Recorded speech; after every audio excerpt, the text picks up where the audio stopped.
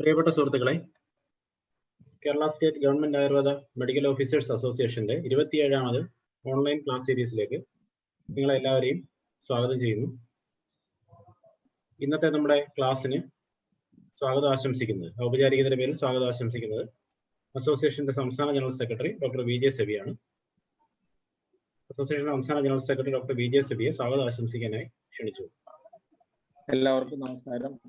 ബഹുമാനപ്പെട്ട അസോസിയേഷന്റെ സംസ്ഥാന പ്രസിഡന്റ് ഡോക്ടർ ആർ കൃഷ്ണകുമാർ, ഈ പ്രോഗ്രാമിന്റെ കോർഡിനേറ്ററും സംസ്ഥാന ഓഡിറ്ററുമായ ഡോക്ടർ ഷൈൻ, ഇന്നത്തെ നമ്മുടെ ഫാക്കൽറ്റി ഡോക്ടർ അസ്മാബി, മറ്റ് സംസ്ഥാന ഭാരവാഹികളെ, ബഹുമാനപ്പെട്ട ഡോക്ടർമാരെ, അസോസിയേഷന്റെ വെബിനാർ സീരീസിലെ 27ാമത്തെ ക്ലാസ്സാണ് ഇന്നിവിടെ നടക്കുന്നത്. PCOS സംബന്ധിച്ച് ഡോക്ടർ അസ്മാബിയാണ് ഇന്നിവിടെ ക്ലാസ് എടുക്കാൻ എത്തിയിട്ടുള്ളത്. നമുക്കറിയാം, ഈ കൊറോണ കാലത്ത് സംഘടന നടത്തി വരുന്ന ഏറ്റവും പ്രധാനപ്പെട്ട ഒരു പ്രവർത്തനങ്ങൾ ഒന്നാണ് നമ്മുടെ വെബിനാർ ക്ലാസ്സുകൾ. ഇതിനകം 26 ക്ലാസ്സുകൾ വളരെ ഭംഗിയായി വളരെ അധികം ഡോക്ടർമാരിലേക്ക് എത്തിച്ചേരുന്ന തരത്തിൽ നമുക്ക് സംഘടിപ്പിക്കുവാൻ കഴിഞ്ഞിട്ടുണ്ട്. ഓരോ ക്ലാസ്സും ഒന്നിനൊന്നായിരുന്നു. പുതിയ പുതിയ ഫാക്കൽറ്റികളും ആയുർവേദ രംഗത്തെ ഏറ്റവും പ്രഗത്ഭരായ ഫാക്കൽറ്റികളും അതോടൊപ്പം തന്നെ മെഡിക്കൽ ഓഫീസർമാരുടെ രംഗത്തു നിന്നുള്ള ഫാക്കൽറ്റികളും തുടർച്ചയായിട്ട് എല്ലാ ചൊവ്വാഴ്ചകളിലും നമ്മുടെ ഈ വെബിനാർ ക്ലാസ്സുകൾക്ക് നേതൃത്വം നൽകി വരികയാണ്. കൊറോണ കാലം നമുക്കറിയാം, ആയുർവേദത്തെ സംബന്ധിച്ച് കുറെ അധികം ശുഭപ്രതീക്ഷയും കുറച്ചെങ്കിലും നിരാശയുടെയും കൂടെ ഒരു കാലഘട്ടമാണ്. സാധാരണ രീതിയിൽ ഒരു പ്രവർത്തനം നന്നായി നടത്തി വരികയാണെങ്കിൽ അതിനെ പ്രോത്സാഹിപ്പിക്കുകയും അതിന് കൂടുതൽ പ്രോത്സാഹനം നൽകുകയാണ് സാധാരണ രീതിയിൽ ചെയ്യുന്നത്. പക്ഷെ ദൗർഭാഗ്യവശാൽ നമുക്കറിയാം, നമ്മൾ കഴിഞ്ഞ കുറച്ച് മാസങ്ങളായി പ്രതിരോധ രംഗത്ത് വളരെ ഫലപ്രദമായി ഇടപെട്ടു. ഏകദേശം 8 ലക്ഷത്തിലധികം പേർക്ക് സംസ്ഥാനത്ത് ആയുർവേദ പ്രതിരോധ ഔഷധങ്ങൾ കൊടുത്തു. അമൃതം പദ്ധതി പ്രകാരം ക്വാറന്റൈനിലുള്ളവർക്ക് 2 ലക്ഷത്തിലേറെ പേർക്ക് ഔഷധങ്ങൾ കൊടുത്തപ്പോൾ കേവലം 700-800 അകത്ത് മാത്രമാണ് പോസിറ്റീവ് ആയിട്ടുള്ളത് എന്ന് പഠിപ്പിക്കുന്നു. അപ്പൊ അവർക്ക് തന്നെ പാർശ്വഫലങ്ങളൊന്നുമില്ലാതെ ചികിത്സ പൂർത്തിയാക്കുവാൻ കഴിഞ്ഞിട്ടുണ്ട് എന്നതും ശ്രദ്ധേയമാണ്. സ്വാസ്ഥ്യവും അടക്കമുള്ള പദ്ധതികൾ വളരെ വിജയകരമായി അടക്കമുള്ള പദ്ധതികൾ നമ്മൾ നടപ്പിലാക്കി. സ്വാഭാവികമായും മറ്റു സംസ്ഥാനങ്ങൾ, നമ്മുടെ സമീപ സംസ്ഥാനങ്ങളായ തമിഴ്നാടും പോണ്ടിച്ചേരിയും അടക്കമുള്ളിടത്ത് ആയുർവേദ സിദ്ധ വിഭാഗങ്ങൾക്ക് ചികിത്സാനുമതി പരീക്ഷണാടിസ്ഥാനത്തിൽ എങ്കിലും നൽകിയപ്പോൾ ആയുർവേദത്തിന്റെ ഈറ്റില്ലം എന്ന് നമ്മൾ പലപ്പോഴും അവകാശപ്പെടുന്ന കേരളത്തിൽ ചികിത്സാ രംഗത്ത് നിന്ന് പാടെ മാറ്റി നിർത്തപ്പെടുന്ന ഒരു സാഹചര്യമാണ് നിലവിലുണ്ടായിരിക്കുന്നത്. എന്ന് മാത്രമല്ല, പലപ്പോഴും നമ്മുടെ സ്ഥാപനങ്ങളുടെ പ്രവർത്തനം തടസ്സപ്പെടുന്ന രീതിയിലേക്ക് കാര്യങ്ങൾ എത്തിയിരിക്കുകയാണ്. CFLTC ഡ്യൂട്ടിയുടെ ഭാഗമായി തിരുവനന്തപുരം ജില്ലയിൽ അടക്കം ബഹുഭൂരിപക്ഷം മെഡിക്കൽ ഓഫീസർമാരെയും അതിലേക്ക് നിയോഗിക്കപ്പെടുകയും അതിന് കൂടാതെ സ്വാബ് കളക്ഷൻ അടക്കമുള്ളവയ്ക്ക് നിയോഗിക്കപ്പെടുന്ന ഒരു സാഹചര്യം വരും. അതിന്റെ ഭാഗമായി വളരെ നല്ല രീതിയിൽ നടത്തി വരുന്ന നമ്മുടെ സ്ഥാപനങ്ങളുടെ പ്രവർത്തനങ്ങൾ, പ്രതിരോധ പ്രവർത്തനങ്ങൾ തടസ്സപ്പെടുന്ന ഒരു സാഹചര്യം സൃഷ്ടിക്കപ്പെട്ടിട്ടുണ്ട്. ആദ്യം മുതൽ തന്നെ ഇതിൽ വളരെ കൃത്യമായ ഒരു നിലപാട് എടുത്തിട്ടുള്ളത് Kerala state government Ayurveda medical officers അസോസിയേഷനാണ്. താൽക്കാലിക നിയമനം നടത്തി ഈ പ്രശ്നം പരിഹരിക്കണമെന്ന് ഏകദേശം 1.5 മാസങ്ങൾക്ക് മുമ്പ് തന്നെ നമ്മൾ ആവശ്യപ്പെട്ടു. ആയുർവേദ രംഗത്തെ മറ്റു സംഘടനകളുമായി ഈ വിഷയം നമ്മൾ ചർച്ച ചെയ്തു. ഈ വിഷയം ഉയർത്തിക്കൊണ്ടുവരുവാൻ പരമാവധി ശ്രമിക്കുകയും ജനപ്രതിനിധികളുടെയും അധികാരികളുടെയും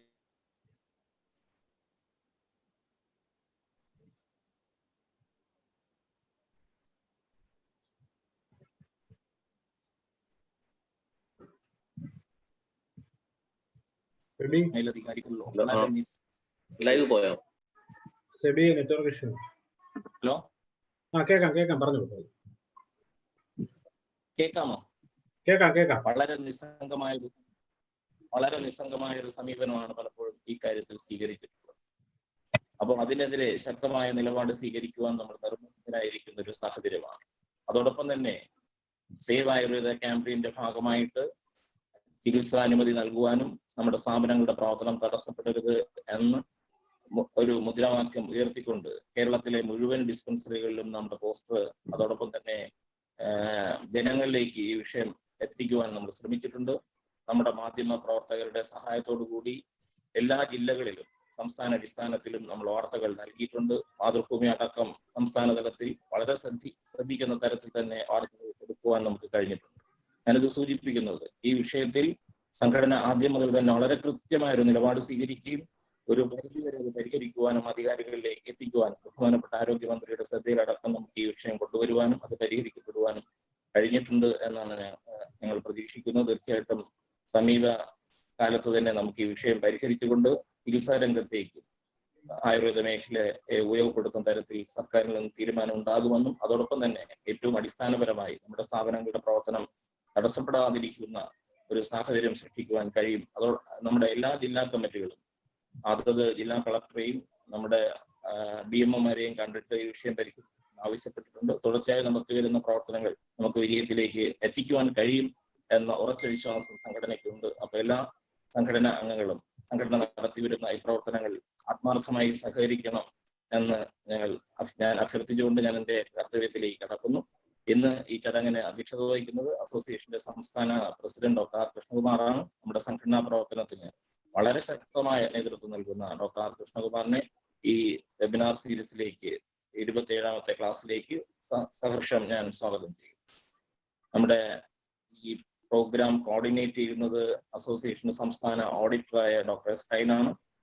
നേരത്തെ നമ്മൾ പലപ്പോഴും സൂചിപ്പിച്ചതുപോലെ തന്നെ ഈ പ്രോഗ്രാമിന്റെ വിജയത്തിന്റെ ചുക്കാൻ പിടിക്കുന്നത് തീർച്ചയായിട്ടും ഡോക്ടർ ഷൈനാണ്.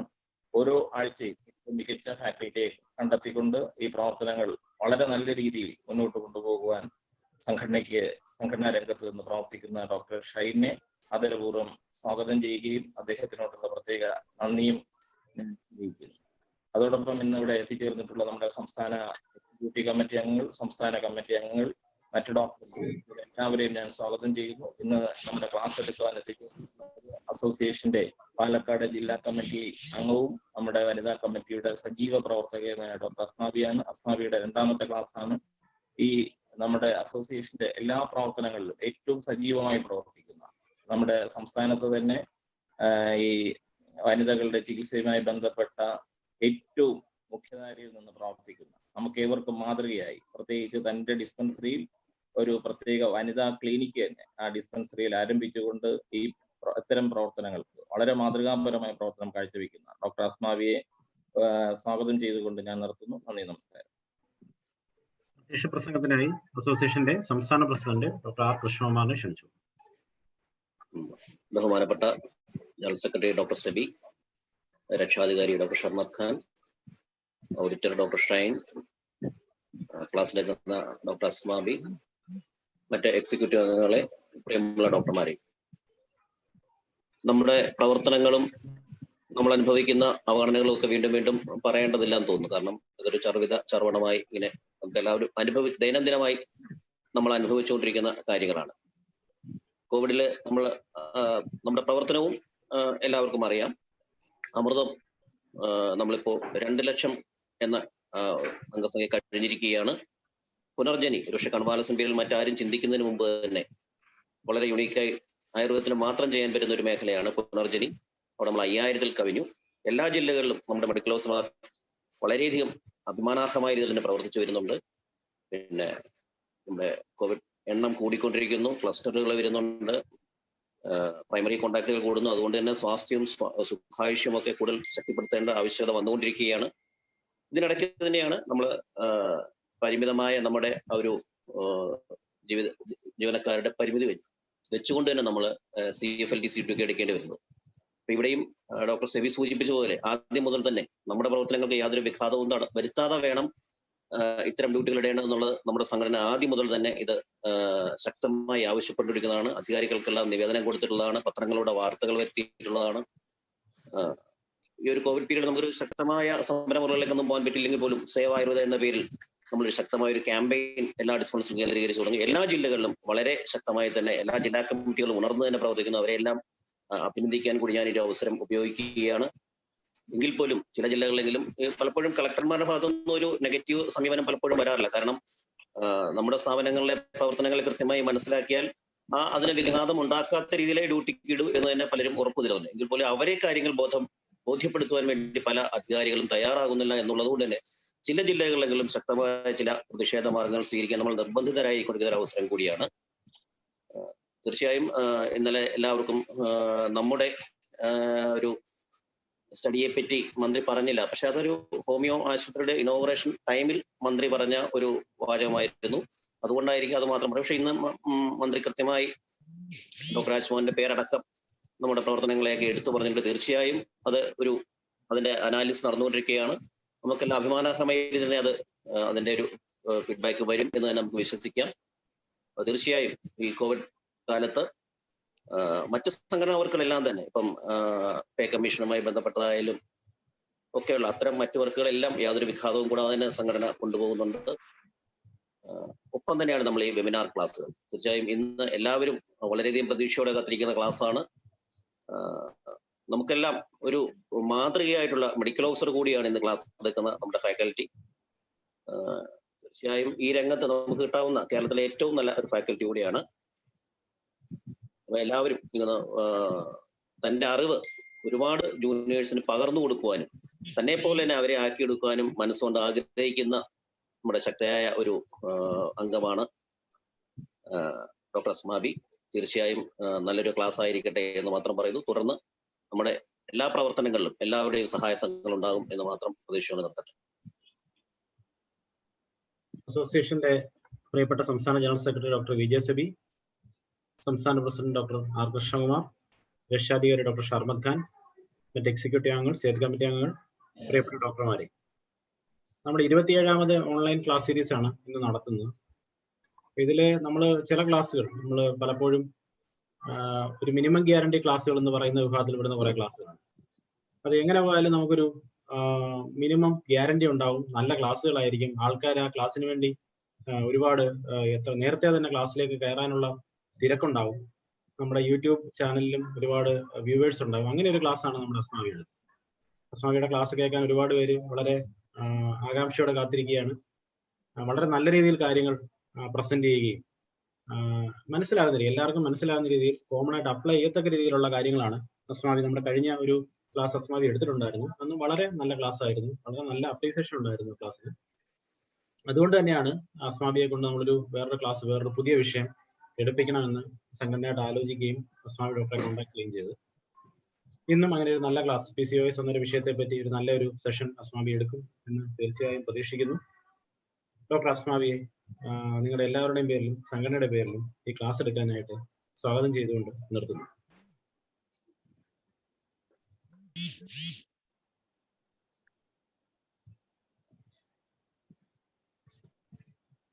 എല്ലാവർക്കും നമസ്കാരം.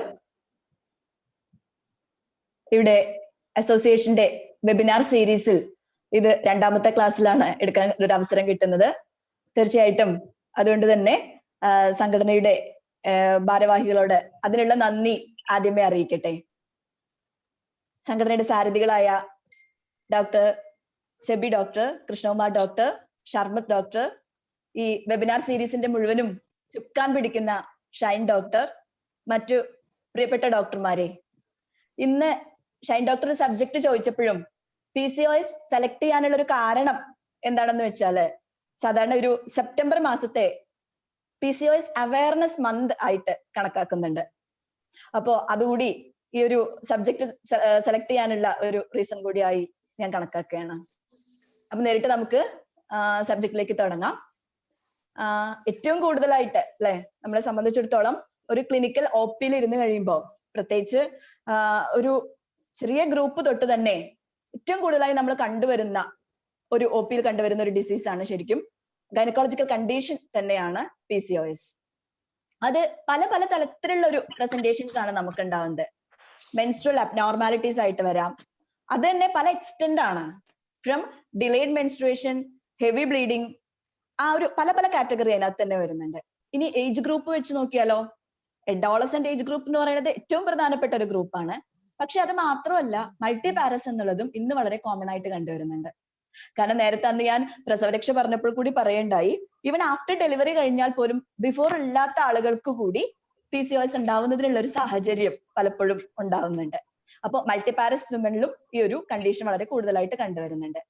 അടുത്ത ഏറ്റവും പ്രധാനപ്പെട്ട ഒരു സാധനമായിട്ട് കാണുന്നത് OPയില് കോസ്മെറ്റിക് ഇഷ്യൂസ് ആണ് അല്ലെ. കാരണം സാധാരണ എന്താ സംഭവിക്കാറെന്ന് വെച്ച് കഴിഞ്ഞാല്, പ്രത്യേകിച്ച് ഏത് ഏജ് ഗ്രൂപ്പിലുള്ളവരാണെങ്കിലും ആദ്യമായിട്ട് ചോദിക്കുന്നത് അവർക്ക് അത് മാത്രം റെക്ടിഫൈ ചെയ്താൽ മതി. വേറെ ഒരു ഇപ്പൊ സാധാരണ രീതിയിൽ എക്കാന്തോസിസ് ആയിട്ടോ അല്ലെങ്കിൽ ആക്നെ ആയിട്ടോ നമ്മുടെ അടുത്ത് വരുന്ന ഒരു പേഷ്യൻസ്, ഹിർസ്യൂട്ടിസം ഏറ്റവും പ്രധാനം, ഇതൊക്കെ ആണെങ്കിലും ആദ്യം വേണ്ടത് അല്ലെ, പ്രത്യേകിച്ച് ഒരു ആയുർവേദ ഡോക്ടർ എന്ന് പറയുമ്പോൾ കുറച്ച് എണ്ണയോ അല്ലെ പൊടിയോ അപ്ലൈ ചെയ്യാൻ തരും. അത് മാത്രം പ്രതീക്ഷിച്ച് വരുന്ന ഒരുപാട് പേരുണ്ട്. പക്ഷെ അപ്പോഴും നമ്മുടെ ഒരു റെസ്പോൺസിബിലിറ്റി എന്ന് പറയുന്നത് അവരെ കൺവിൻസ് ചെയ്യുക എന്നുള്ളതാണ്. ആക്ച്വലി ഒരു കേസിൽ തന്നെ ഒരു 17-18 ഇയേഴ്സ് ആയിട്ടുള്ള ഒരു നല്ല എഡ്യൂക്കേറ്റഡ് ഫാമിലിയിൽ നിന്ന് വന്ന ഒരു കുട്ടിയായിരുന്നു. അവര് ആദ്യമേ തന്നെ പ്രസന്റ് ചെയ്തത് സ്കിൻ പ്രോബ്ലംസ് ആണ്. അപ്പൊ ഉടനെ ഞാൻ ചോദിച്ചു ഈ ഒരു പീരീഡ്സിന്റെ കാര്യങ്ങളും അന്വേഷിച്ച ഉടനെ പറഞ്ഞത് അതൊന്നും പ്രശ്നമല്ല ഡോക്ടറെ, അതിപ്പോ പീരീഡ്സ് ഒന്നും വരുന്നില്ല, അതൊന്നും ഒരു പ്രശ്നമല്ല, ഈ ഒരു കാര്യം ഒന്ന് ശരിയാക്കി തന്നാൽ മതി അല്ലെ. അപ്പൊ എന്ന പോലെ ഒരുപാട് കേസസ് വരുന്നുണ്ട്. ദെൻ നമ്മുടെയൊക്കെ ഒരു കൺസെപ്റ്റ് ഉണ്ട്, ഭയങ്കര ഒബീസ് ആയിരിക്കും എപ്പോഴും PCO പ്രസന്റേഷൻ എന്നുള്ളത്. ഒരിക്കലും അല്ല. അത് PCOS എന്നുള്ളത് ശരിക്കും ഇപ്പൊ ഒബീസ് എന്നുള്ളതിനേക്കാൾ ലീൻ PCOS ആണ് കുറച്ചുകൂടി ബുദ്ധിമുട്ടായിട്ട് ഇപ്പൊ തോന്നുന്നത്. ദെൻ മോഡറേറ്റ് ബിൽട്ട് ആയിട്ടുള്ള എല്ലാ കാറ്റഗറി ഓഫ് പ്രസന്റേഷൻസും വരുന്നുണ്ട്. ഇനി ഇതിന്റെ ഒരു ഫേറ്റ് എന്ന് പറയുന്നത് എന്താ? ഇഫ് ഇറ്റ് ഈസ് അൺട്രീറ്റഡ് അത് സബ്ഫെർട്ടിലിറ്റി, പ്രഗ്നൻസി, ഇപ്പൊ ഇനി ഫെർട്ടിലിറ്റി ആയാൽ തന്നെ ഒരു പ്രഗ്നൻസി ലോസിലേക്കും എത്തിച്ചേരുന്ന സിറ്റുവേഷൻസ് കാണുന്നുണ്ട്. Next slide. ഇതിനകത്ത് ഓക്കെ ഇപ്പൊ പ്രസന്റേഷൻസ് ഒന്നുകൂടി ഡീറ്റെയിൽസ് ആയിട്ട് പറയുവാണെങ്കിൽ ലീൻ മോഡറേറ്റ് എല്ലാം ഉണ്ടെങ്കിലും വെയിറ്റ് ഗെയിൻ എന്നുള്ളത് ഒരു പ്രധാന വിഷയമായിട്ട് കാണുന്നുണ്ട്. Then acne or pigmentation, unwanted hair growth അല്ലെ, ദെൻ ഹെയർ ലോസ് ഓർ ബാൾഡിങ്. സാധാരണ രീതിയിൽ ഈ ബാൾഡിംഗ് എന്ന് പറയുമ്പോൾ അല്ലെ ഒരു കഷണ്ടിയുടെ അപ്പിയറൻസ് ആയിട്ട്, അത് പ്രത്യേകിച്ച് എസ്പെഷ്യലി ഒരു ഫ്രണ്ടൽ റീജിയനിൽ തന്നെ വരുന്ന ഈ ഒരു കാര്യങ്ങള് ഹെയർ ലോസ് ആൻഡ് ബാൾഡിങ് ഏറ്റവും പ്രധാനപ്പെട്ട ഒരു കോസ്മെറ്റോളജിക്കൽ പ്രോബ്ലം ആയിട്ട് ഇത് കാണുന്നുണ്ട്. ദെൻ മെൻസ്ട്രൽ ഇറഗുലാരിറ്റീസ്, അത് ഞാൻ നേരത്തെ പറഞ്ഞു, ആബ്സെൻസ് ഓഫ് മെൻസ്ട്രേഷൻ ആവാം, or excessive bleeding, scanty bleeding, irregular bleeding, പല പല different of varieties of bleeding ആണ് ശരിക്കും നമ്മൾ PCOS പലപ്പോഴും കാണുന്നത്. Then it may lead to infertility. Okay, next slide. ഇനി ഇതിന്റെ മൊത്തം ഒരു ലക്ഷണം നമ്മൾ എടുക്കുകയാണെങ്കിൽ പലപ്പോഴും പറയാറുണ്ട് അല്ലെ, ആയുർവേദത്തിൽ ഇന്ന സ്പെസിഫിക് ആയിട്ട് അതിനെ കോറിലേറ്റ് ചെയ്യാൻ പറ്റുന്നില്ലെങ്കിലും സ്ഥൗല്യം മുതൽ പ്രമേഹത്തിന്റെ പല ലക്ഷണങ്ങളും, ഗ്രന്ഥി അല്ലെ, ക്ഷുദ്രരോഗം, ഖാലിത്യം, ഇപ്പൊ ഈ പറഞ്ഞ രീതിയിൽ ഈ ഫ്രോണ്ടൽ ബാർഡ്നസ് വരെ ഇതിന്റെ ഒരു പ്രധാനപ്പെട്ട റീസൺ ആണ്. ദെൻ ജാതഹാരിണിയിൽ വരുമ്പോൾ പുഷ്പഗ്നി ജാതഹാരിണി മുതൽ ആർത്തവ, യോനി വ്യാപത്ത് എല്ലാം തന്നെ ഇതില് നമുക്കൊരു കൺക്ലൂഡ് ചെയ്ത് പറയാൻ പറ്റും. ദെൻ നെക്സ്റ്റ് നഷ്ടാർത്തവ അല്ലെ, കുറച്ചുകൂടി സ്പെസിഫിക് ആയിട്ട് നമ്മൾ ആർത്തവ വ്യാപത്തിലേക്ക് കിടക്കുകയാണെങ്കിൽ നഷ്ടാർത്തവത്തിന്റെ സിംറ്റംസ്, ക്ഷീണാർത്തവ, ഗ്രന്ഥി ആർത്തവ ദോഷ, അരജസ്ക, കുണപഗന്ധി, രക്തഗുൽമ, ഇങ്ങനെയുള്ള പല കാറ്റഗറൈസേഷനിലും നമുക്ക് അതിനെ കണക്കാക്കേണ്ടി വരും. നെക്സ്റ്റ്, ഇതിനെ ഡയഗ്നോസ് ചെയ്യുന്നത് എങ്ങനെയാണെന്നുള്ളത് നമുക്ക് എല്ലാം അറിയാം. PCOS എന്നുള്ളത് വളരെ കോമൺ ആയിട്ടുള്ള ഒരു സബ്ജക്റ്റ് ആണ്. എങ്കിലും ഇനി ആ ഒരു റോട്ടർഡം ക്രൈറ്റീരിയ വെച്ച് നോക്കുമ്പോൾ oligo or anovulation, okay, then clinical and or biochemical features of hyperandrogenism and then polycystic ovaries appearance. Next slide. ഇതിനെ ഒന്ന് ഈ ഒരു രണ്ട് പിക്ചേഴ്സ് കൂടി ഒന്ന് കമ്പയർ ചെയ്ത് നോക്കൂ. അപ്പൊ ഇതിനകത്ത് നമുക്ക് ഫസ്റ്റ് പിക്ചറിനകത്ത് കാണുന്നത് എങ്ങനെയായിരിക്കും ഒരു പോളിസിസ്റ്റിക് ഓവറി വരുമ്പോ അതിലെ പ്രസന്റേഷൻ എങ്ങനെയായിരിക്കും എന്നുള്ളതാണ്. കണ്ടോ, നമുക്ക് ശരിക്കും ഒരു നെക്ലസ് പാറ്റേണിൽ അറേഞ്ച് ചെയ്ത് നിൽക്കുന്ന ഒരേപോലെയുള്ള ഷേപ്സ് ആണ് നമുക്ക് അതിനകത്ത് കാണാൻ പറ്റുന്നത്. പക്ഷെ ഇപ്പുറത്തെ പിക്ചർ നോക്കൂ, ആക്ച്വലി എങ്ങനെയായിരിക്കും ഒരു നോർമൽ മെൻസ്ട്രേഷൻ, എങ്ങനെയായിരിക്കും ഒരു നോർമൽ ഓവുലേഷൻ എന്നുള്ളതിന്റെ ഒരു പിക്ചറാണ്. കാരണം പീരീഡ്സിന്റെ ഒരു സെക്കൻഡ് ഡേ ആകുമ്പോഴത്തേക്കും ഫോളിക്കിൾസ് ഡെവലപ്പ് ചെയ്ത് തുടങ്ങുന്നു, അത് പതുക്കെ ഗ്രോ ചെയ്ത് ഗ്രാഫിയൻ ഫോളിക്കിൾസ് ആയിട്ട് മാറുന്നു. ഏകദേശം ഒരു 14th ഡേ ആകുമ്പോഴത്തേക്കും ആ ഗ്രാഫിയൻ ഫോളിക്കിൾ റപ്ചർ ചെയ്ത് പുറത്തേക്ക് വരുന്നു അല്ലെ. അപ്പൊ ആ ഡിഫറൻസ് കാണുമ്പോൾ തന്നെ ശരിക്കും ഒരു PCOS അപ്പിയറൻസ് എങ്ങനെയായിരിക്കും, ഒരു normal ovulation and normal menstruation എങ്ങനെയായിരിക്കും എന്നുള്ളത് നമുക്ക് ഈ പിക്ചറിൽ നിന്നും വളരെ ക്ലിയർ ആയിട്ട് മനസ്സിലാക്കാൻ പറ്റും. Next slide. ഇതില് ആക്ച്വലി എന്താണ് സംഭവിക്കുന്നത്? ഇപ്പൊ എപ്പോഴും നമ്മൾ ഓവറിയെ മാത്രം കോൺസെൻട്രേറ്റ് ചെയ്ത് പറയുന്നെങ്കിലും അതിന്റെ ടാർഗറ്റ് ഓർഗൻ മാത്രമാണ് ശരിക്കും ഓവറി ഒന്ന് മാത്രം അതിനകത്ത്. ദെൻ അതിന്റെ മീൻസ് പ്രോബ്ലംസ് അറൈസ് ചെയ്യുന്നത് ഫ്രം HPO ആക്സിസ്, അതായത് ഹൈപ്പോതലാമോ പിറ്റ്യൂട്ടറി ഒവേറിയൻ ആക്സിസിൽ വരുന്ന ഇൻകോർഡിനേറ്റഡ് ആക്ഷൻസ് ആണ്. അപ്പൊ നമുക്കറിയാം ഹൈപ്പോതലാമസിൽ നിന്ന് GnRH സെക്രീറ്റ് ചെയ്യുന്നതിന് ഒരു ടോണിക്, സൈക്ലിക് ആൻഡ് പൾസറ്റൈൽ ആയിട്ടുള്ള ഒരു ഹാർമണി ഉണ്ട്. അപ്പോ വാട്ട് എവർ ഫീഡ്ബാക്ക് കൊണ്ട് ഒരു നെഗറ്റീവ് ഫീഡ്ബാക്സ് വരുന്ന ഒരു സമയത്ത് എന്ത് സംഭവിക്കുന്നു എന്ന് വെച്ചാൽ ഈ ഒരു സെക്രീഷൻസിന്റെ, അതായത് പിറ്റ്യൂട്ടറിക്കകത്തു നിന്നും പ്രൊഡ്യൂസ് ചെയ്യുന്ന FSHലും LHലും വേരിയേഷൻ വരികയും അപ്പൊ എന്താ സംഭവിക്കുന്നത്, ആ ഒരു റേഷ്യോ ഡിഫറൻസ് വരുമ്പോൾ FSH കൊണ്ടാണ് ശരിക്കും ഫോളിക്കിൾസ് ഡെവലപ്മെന്റ് വരുന്നത്. ദെൻ LH സർജ് വരുമ്പോഴാണ് ഓവുലേഷൻ നടക്കുന്നത്. PCOS വരുമ്പോൾ എന്ത് സംഭവിക്കുന്നു, there is no follicle development, there is no LH surge, no ovulation. Ovulation ഉണ്ടായാൽ മാത്രമേ ഉണ്ടാവുള്ളൂ കോർപ്പസ് ലൂട്ടിയം ഫോം ചെയ്യുള്ളൂ. ഈ കോർപ്പസ് ലൂട്ടിയത്തിന്റെ പ്രത്യേകത എന്താ? ഒരു നോർമൽ സൈക്കിളില് 14 days ആണ് കോർപ്പസ് ലൂട്ടിയത്തിന്റെ ലൈഫ് സ്പാൻ. എന്ന് വെച്ചാൽ ഓവുലേഷൻ നടന്നതിന് നമുക്ക് അറിയുന്ന കാര്യമാണ്, എങ്കിലും ഇതൊന്ന് കറക്റ്റ് ചെയ്യാൻ വേണ്ടി പറയുന്നു എന്ന് മാത്രം. ഈ 14 days കഴിഞ്ഞാൽ കോർപ്പസ് ലൂട്ടിയം ഫോം ചെയ്താൽ മാത്രമേ ഉള്ളൂ എന്ത് സംഭവിക്കുക? കൃത്യമായിട്ട് മെൻസ്ട്രേഷൻ ഉണ്ടാവുകയുള്ളൂ. അപ്പൊ അങ്ങനെ കോർപ്പസ് ലൂട്ടിയം ഫോർമേഷൻ നടക്കുന്നു. ദെൻ ഓവറിക്കകത്തുനിന്ന് ഈസ്ട്രജൻ, പ്രൊജസ്ട്രോൺ, അതർ ഹോർമോൺസ് എല്ലാവരും ഉണ്ടാവുകയും ചെയ്യുന്നു. അപ്പൊ ഈ ഒരു കോർഡിനേറ്റഡ് ആക്ഷൻ മുഴുവനും ലോസിയാണ് ഒരു PCOS സംഭവിക്കുന്നത്. Next slide. ഇതിൽ ഒരു ഹൈപ്പോതലാമസിന്റെ പിറ്റ്യൂട്ടറിയുടെ ഒക്കെ ഒരുപാട് ഇമ്പോർട്ടൻസ് ഉണ്ട് ഇന്നത്തെ ഒരു ലൈഫ് സ്റ്റൈൽ വരുമ്പോൾ, നമുക്ക് അത് ഡിസ്കസ് ചെയ്യാം. അപ്പൊ ഇതിന്റെ പെത്തോളജി വരുമ്പോൾ cyclic, tonic and pulsatile harmony of the GnRH is get lost. Then no LH surge, no ovulation, no corpus luteum formation, hence there is no proper menstruation. ഇനി ഈ ഒരു സംഭവം ഒരു ഓവറിയോ അല്ലെങ്കിൽ യൂട്രസിനെ മാത്രം ഡിപ്പെൻഡ് ചെയ്തുകൊണ്ടല്ല സംഭവിക്കുന്നത്. നേരെ അതൊരു മെറ്റബോളിക് റിസ്ക് വരുന്നു, റിപ്രൊഡക്റ്റീവ് റിസ്ക് വരുന്നു. ആ തരത്തില് നേരത്തെ നമ്മൾ PCOD അതായത് പോളിസിസ്റ്റിക് ഒവേറിയൻ ഡിസീസ് എന്നുള്ളത് ചേഞ്ച് ചെയ്തിട്ട് പോളിസിസ്റ്റിക് ഒവേറിയൻ സിൻഡ്രോം എന്ന പേരിലേക്ക് അത് മാറുകയാണ്. കാരണം ഓവറി മാത്രമല്ല, യൂട്രസ് മാത്രമല്ല, കംപ്ലീറ്റ് ആയിട്ട് ബോഡിയെ അല്ലെ അതിന്റെ ഡെവലപ്മെന്റും ബാക്കി ചേഞ്ചസും അതിനകത്ത് വരുവാണ്. നെക്സ്റ്റ്, അതിന്റെ ഒരു അപ്പൊ അതിൽ ഇൻവെസ്റ്റിഗേഷൻസിന്റെ ഇമ്പോർട്ടൻസ് അവിടെയാണ് വരുന്നത്. Altered FSH LH ratio, increased androgen levels, decreased SHBG, hyper insulinaemia, ഇതെല്ലാം പാരലൽ ആയിട്ട് വരുന്ന കാര്യങ്ങളാണ്. ദെൻ സോണോളജിക്കലി നേരത്തെ ഒരു പിക്ചർ ഞാൻ കാണിച്ചു തന്നു എന്താണ് അതിന്റെ ഡിഫറൻസ് എന്നുള്ളത്. അതിൽ more than 6 to 10 small follicles are developing, but there is no dominant follicle. Okay, then ovarian volume is also increased more than 10 cc. Next, ഇനി ഇതിനെ എന്തൊക്കെയായിരിക്കും കോസ് അല്ലെ, ഇതിന്റെ നിദാനത്തിലേക്ക് നമുക്ക് കിടക്കാം. അപ്പൊ പ്രധാനമായിട്ട് നമ്മൾ അതിനെ അനലൈസ് ചെയ്യുമ്പോൾ ഫസ്റ്റ് ചേഞ്ച് ആയിട്ട് കാണുന്നത് അത് ലൈഫ് സ്റ്റൈൽ ഡിസീസ് ആയിട്ടാണ് ഇതിനെ കണക്കാക്കപ്പെടുന്നത്. ദെൻ നെക്സ്റ്റ് എന്താ സംഭവിക്കുന്നത്? Altered food habits. Then stress എന്ന് പറയുന്നത് വളരെ വളരെ ഇമ്പോർട്ടന്റ് ഫാക്ടർ ആയിട്ട് നമ്മൾ നോപ്പിയിൽ കണ്ടുവരികയാണ്. കാരണം ഏറ്റവും രസകരമായിട്ട് എടുത്ത് പറയുവാണെങ്കിൽ ഇന്നൊരു LKG കുട്ടിക്കും കൂടി സ്ട്രെസ് ആണ് അല്ലെ.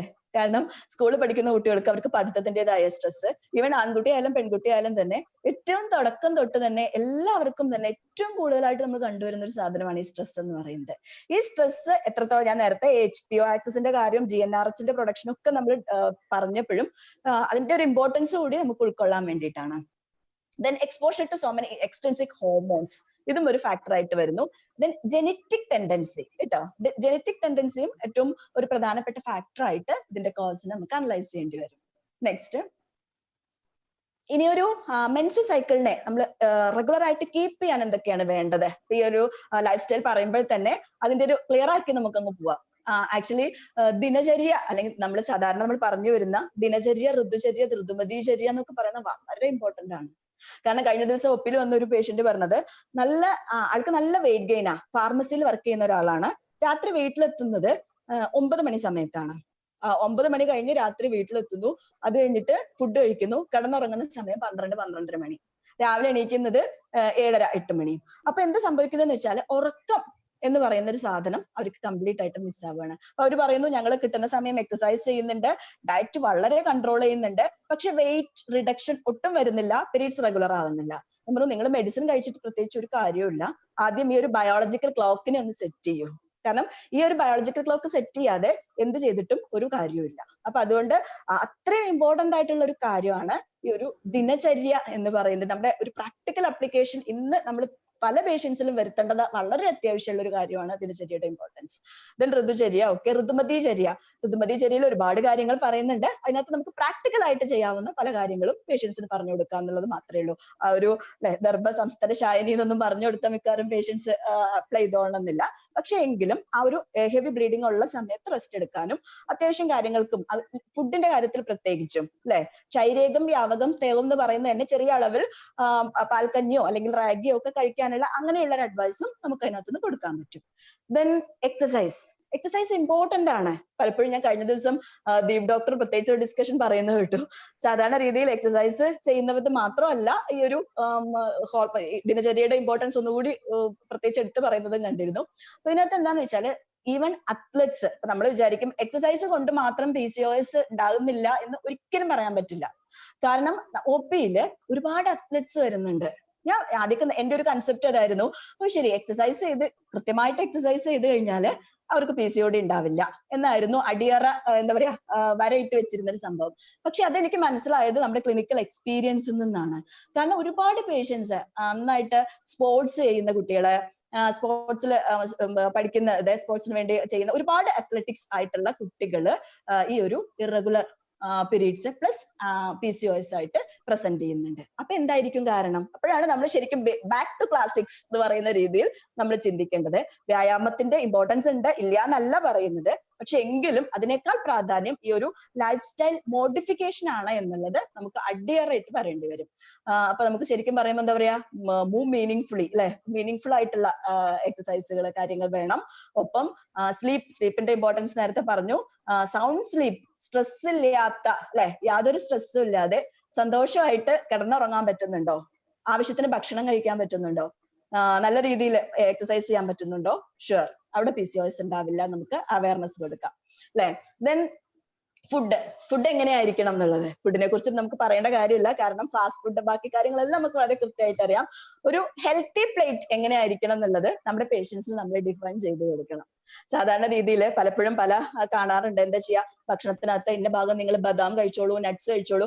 ആക്ച്വലി അങ്ങനെയൊന്നും പറഞ്ഞു കൊടുത്തിട്ട് കാര്യമില്ല. കാരണം അവരുടെ ഒരു സോഷ്യോ എക്കണോമിക്കൽ സ്റ്റാറ്റസ് വെച്ചിട്ട് അവർക്ക് നമുക്കൊരു ഹെൽത്തി പ്ലേറ്റ് ഉണ്ടാക്കി കൊടുക്കണം. ഇപ്പൊ രാത്രി ഞാൻ സാധാരണ പറയാറ്, മുരിങ്ങയിലിട്ട് പരിപ്പും ചേർത്ത് കറി വെച്ചിട്ടാണെങ്കിൽ അത് കഴിച്ചോളൂ, അല്ലെ അവിയൽ പോലെ കഷ്ണങ്ങളെല്ലാം വേവിച്ചത് കഴിച്ചോളൂ.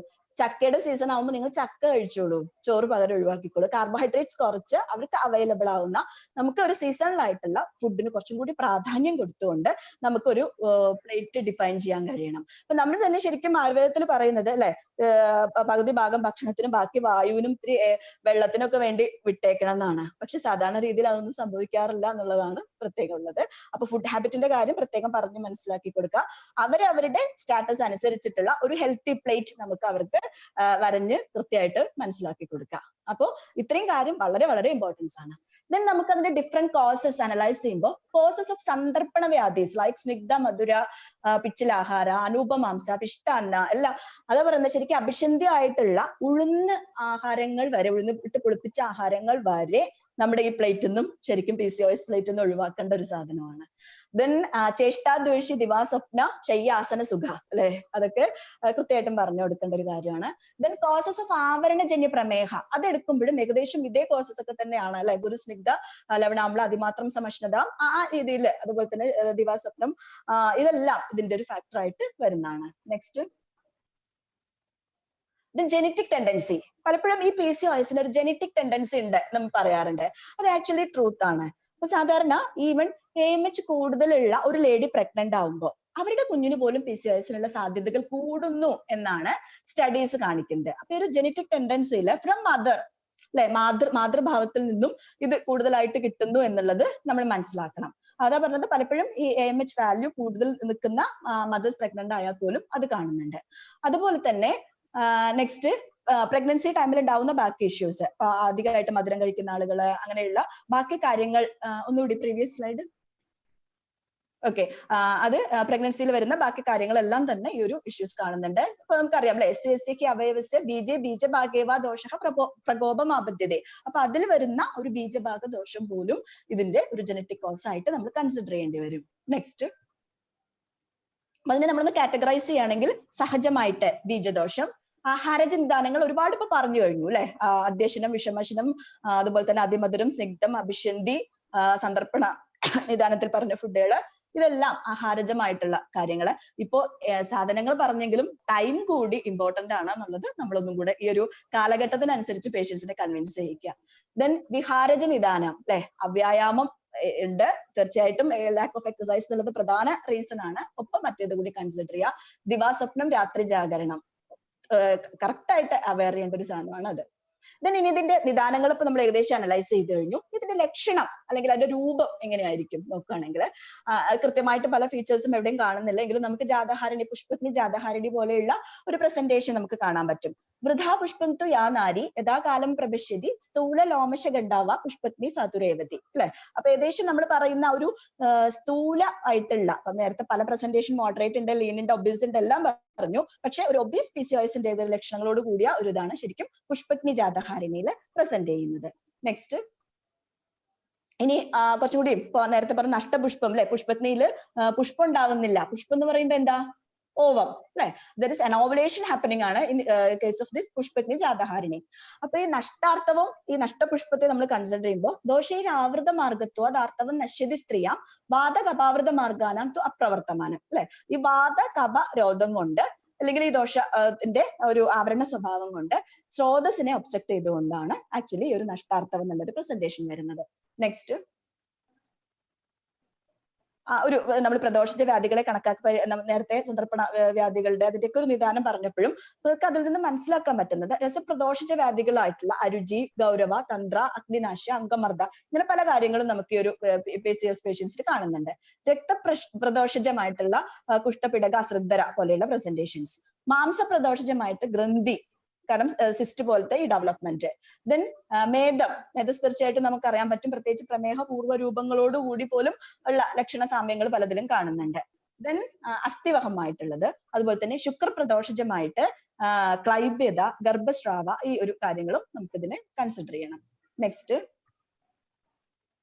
സംപ്രാപ്തി ഘടകങ്ങൾ എടുക്കുകയാണെങ്കിൽ ദോഷം, കപവാദം, ദൂഷ്യം, രസ, രക്ത, മാംസാന്മേധസ്, അഗ്നി, ജഠരാഗ്നി ആൻഡ് ധാത്വഗ്നി മാന്ദ്യം. എപ്പോഴും ഈ ജഠരാഗ്നി മാന്ദ്യം എന്നുള്ളത് നമ്മൾ കൺസിഡർ ചെയ്യുമ്പോൾ ഒപ്പം കുറച്ചും കൂടി ഈ ഒരു PCOSൽ കൺസിഡർ ചെയ്യേണ്ട ഒരു സാധനമാണ് ധാത്വഗ്നി മാന്ദ്യം എന്നുള്ളത്. ദെൻ ആമപക്വാശയ ഉത്ഭവമായിട്ടാണ് ഇത് വരുന്നതെങ്കിലും വ്യക്തമാവുന്നത് ആദ്യം ഗർഭാശയത്തിലാണെങ്കിൽ പോലും സർവ്വ ശരീരോത്തമായിട്ടാണ് അതിന്റെ ബാക്കി പ്രസന്റേഷൻ വരുന്നത്. അപ്പൊ നേരത്തെ പറഞ്ഞു HPO ആക്സിസിന്റെ ആ ഒരു ഇൻവോൾവ്മെന്റ് കൊണ്ട് തന്നെ അത് ഓവറിയിലെ നോ LH, നോ ഓവുലേഷൻ എന്നൊക്കെ പറഞ്ഞു വരുമ്പോഴും നോ മെൻസ്ട്രേഷൻ വരുമ്പോഴത്തേക്കും അതിന്റെ ഒരു തീക്ക ഇന്റേണ കട്ടി കൂടി വരുന്ന ആ ഒരു സാഹചര്യം വരികയും ബാക്കിയുള്ള ഒരു ആൻഡ്രോജൻ എക്സസ് ആയിട്ട് വരുന്ന ഒരു സിറ്റുവേഷൻ വന്ന് ഒരു മസ്കുലൈൻ നേച്ചർ അല്ലെങ്കിൽ ആ ഒരു കണ്ടീഷൻസിലേക്ക് വരികയാണ്. അത് സർവ്വ ശരീരോത്തമായിട്ടാണ് അതിന്റെ ഒരു കംപ്ലീറ്റ് പ്രസന്റേഷൻ വരുന്നത്. ദെൻ ദുഷ്ടി, സംഘം, അതിപ്രവൃത്തിയായിട്ട് വരാം, ചില ആളുകളിൽ അനാർത്തവമായിട്ട് വരാം, പ്രവൃത്തി ഇല്ലാത്ത രീതിയിൽ വരാം, ഗ്രന്ഥിയായിട്ട് വരാം. ദെൻ രോഗമാർഗം ആഭ്യന്തരമായിട്ടുള്ളതാണ്. നെക്സ്റ്റ്, അപ്പൊ ഇതിൽ തന്നെ ഇനിയിപ്പോ പറഞ്ഞ കാര്യത്തില് നഷ്ടാർത്ഥം എന്ന് പറയുന്നത് മെജോറിറ്റി ഓഫ് കേസസിൽ നഷ്ടാർത്ഥമാണെങ്കിലും വളരെ റെയർ ആയിട്ടുള്ള കേസുകളിൽ ഒരു DUB പ്രസന്റേഷൻ അല്ലെങ്കിൽ അമിതാർത്ഥവമായിട്ടുള്ള, DUB എന്ന് പറയാൻ പറ്റില്ല, abnormal uterine bleeding AUB presentation പോലെയുള്ള അമിതാർത്ഥവം നമുക്ക് അവിടെ കാണാൻ പറ്റും. അപ്പൊ ഇതില് സെക്കൻഡറി അമെനോറിയ ആവാം, ഒലിഗോമെനോറിയ ആവാം, ഹൈപ്പോമെനോറിയ ആവാം. ആ ഒരു കണ്ടീഷൻസിലെ കപവാത ആവരണത്തോടു കൂടിയും പിത്തക്ഷയത്തോടു കൂടി ഇരിക്കുമ്പോൾ മറ്റിടത്ത് ശരിക്കും പിത്തവൃദ്ധിയാണ് നമുക്ക് കാണാൻ പറ്റുന്നത്. നെക്സ്റ്റ്, അപ്പൊ അതിനകത്ത് തന്നെ ഇനിയിപ്പോ നമുക്ക് അതിന്റെ ഒരു ചികിത്സ അല്ലെ, ഇപ്പൊ സംപ്രാപ്തിയെ കുറിച്ച് നമുക്ക് ഏകദേശം ഒരു ധാരണയായി. ചികിത്സയിലേക്ക് വരുമ്പോൾ തത്ര സംശോധനാനാം ആഗ്നേയാനാംശ ദ്രവ്യാണാം വിധിവത് ഉപയോഗ പിത്തളൈരുപാചരേത് തത് പ്രവർത്തമാനം. ഇതെല്ലാം ഒരു കപവാത ആവരണത്തെ കോൺസെൻട്രേറ്റ് ചെയ്തുകൊണ്ടുള്ള ഒരു ചികിത്സാ സൂത്രമാണ്. പക്ഷെ എപ്പോഴും നമ്മൾ ക്ലിനിക്കൽ പ്രസന്റേഷൻ നോക്കണം. AUB അല്ല അബ്നോർമൽ ബ്ലീഡിംഗ് ഉണ്ടെങ്കിൽ അതിനെ കൂടി തീർച്ചയായിട്ടും ഫോക്കസ് ചെയ്യണം. നെക്സ്റ്റ്, അപ്പൊ നേരത്തെ പറഞ്ഞ പോലെ സന്ദർപ്പണോത്ത വ്യാധി ചികിത്സകള്, ആമദോഷ ചികിത്സ, പ്രമേഹ ചികിത്സ, ക്ഷുദ്രരോഗ ചികിത്സ. അപ്പൊ ഈ പ്രമേഹ ചികിത്സ എന്ന് പറയുമ്പോൾ നമ്മൾ സാധാരണ ഇവര് ഇൻസുലിൻ കൂടുന്നു, അപ്പൊ മെറ്റ്ഫോമിൻ കൊടുക്കുന്ന ആ ഒരു ട്രീറ്റ്മെന്റ് പ്രിൻസിപ്പിൾ മാത്രമല്ല, ശരിക്കും സന്ദർപ്പണോത്തമായിട്ടും ഒരു ആവരണജന്യ പ്രമേഹമായിട്ടുള്ള പല ലക്ഷണങ്ങളും നമുക്ക് ഇതിനകത്ത് കാണുന്നുണ്ട്. ക്ഷുദ്രരോഗ ചികിത്സ, രക്തദുഷ്ടി ചികിത്സ, ഗ്രന്ഥി ചികിത്സ, ആവരണ ചികിത്സ, അതുപോലെ തന്നെ യോനിയോർ അർത്ഥവ്യാപ ചികിത്സ, ഇതിനെല്ലാം ഇൻകോർപ്പറേറ്റ് ചെയ്തുകൊണ്ട് വേണം നമുക്കൊരു PCOSനെ ട്രീറ്റ് ചെയ്യാൻ.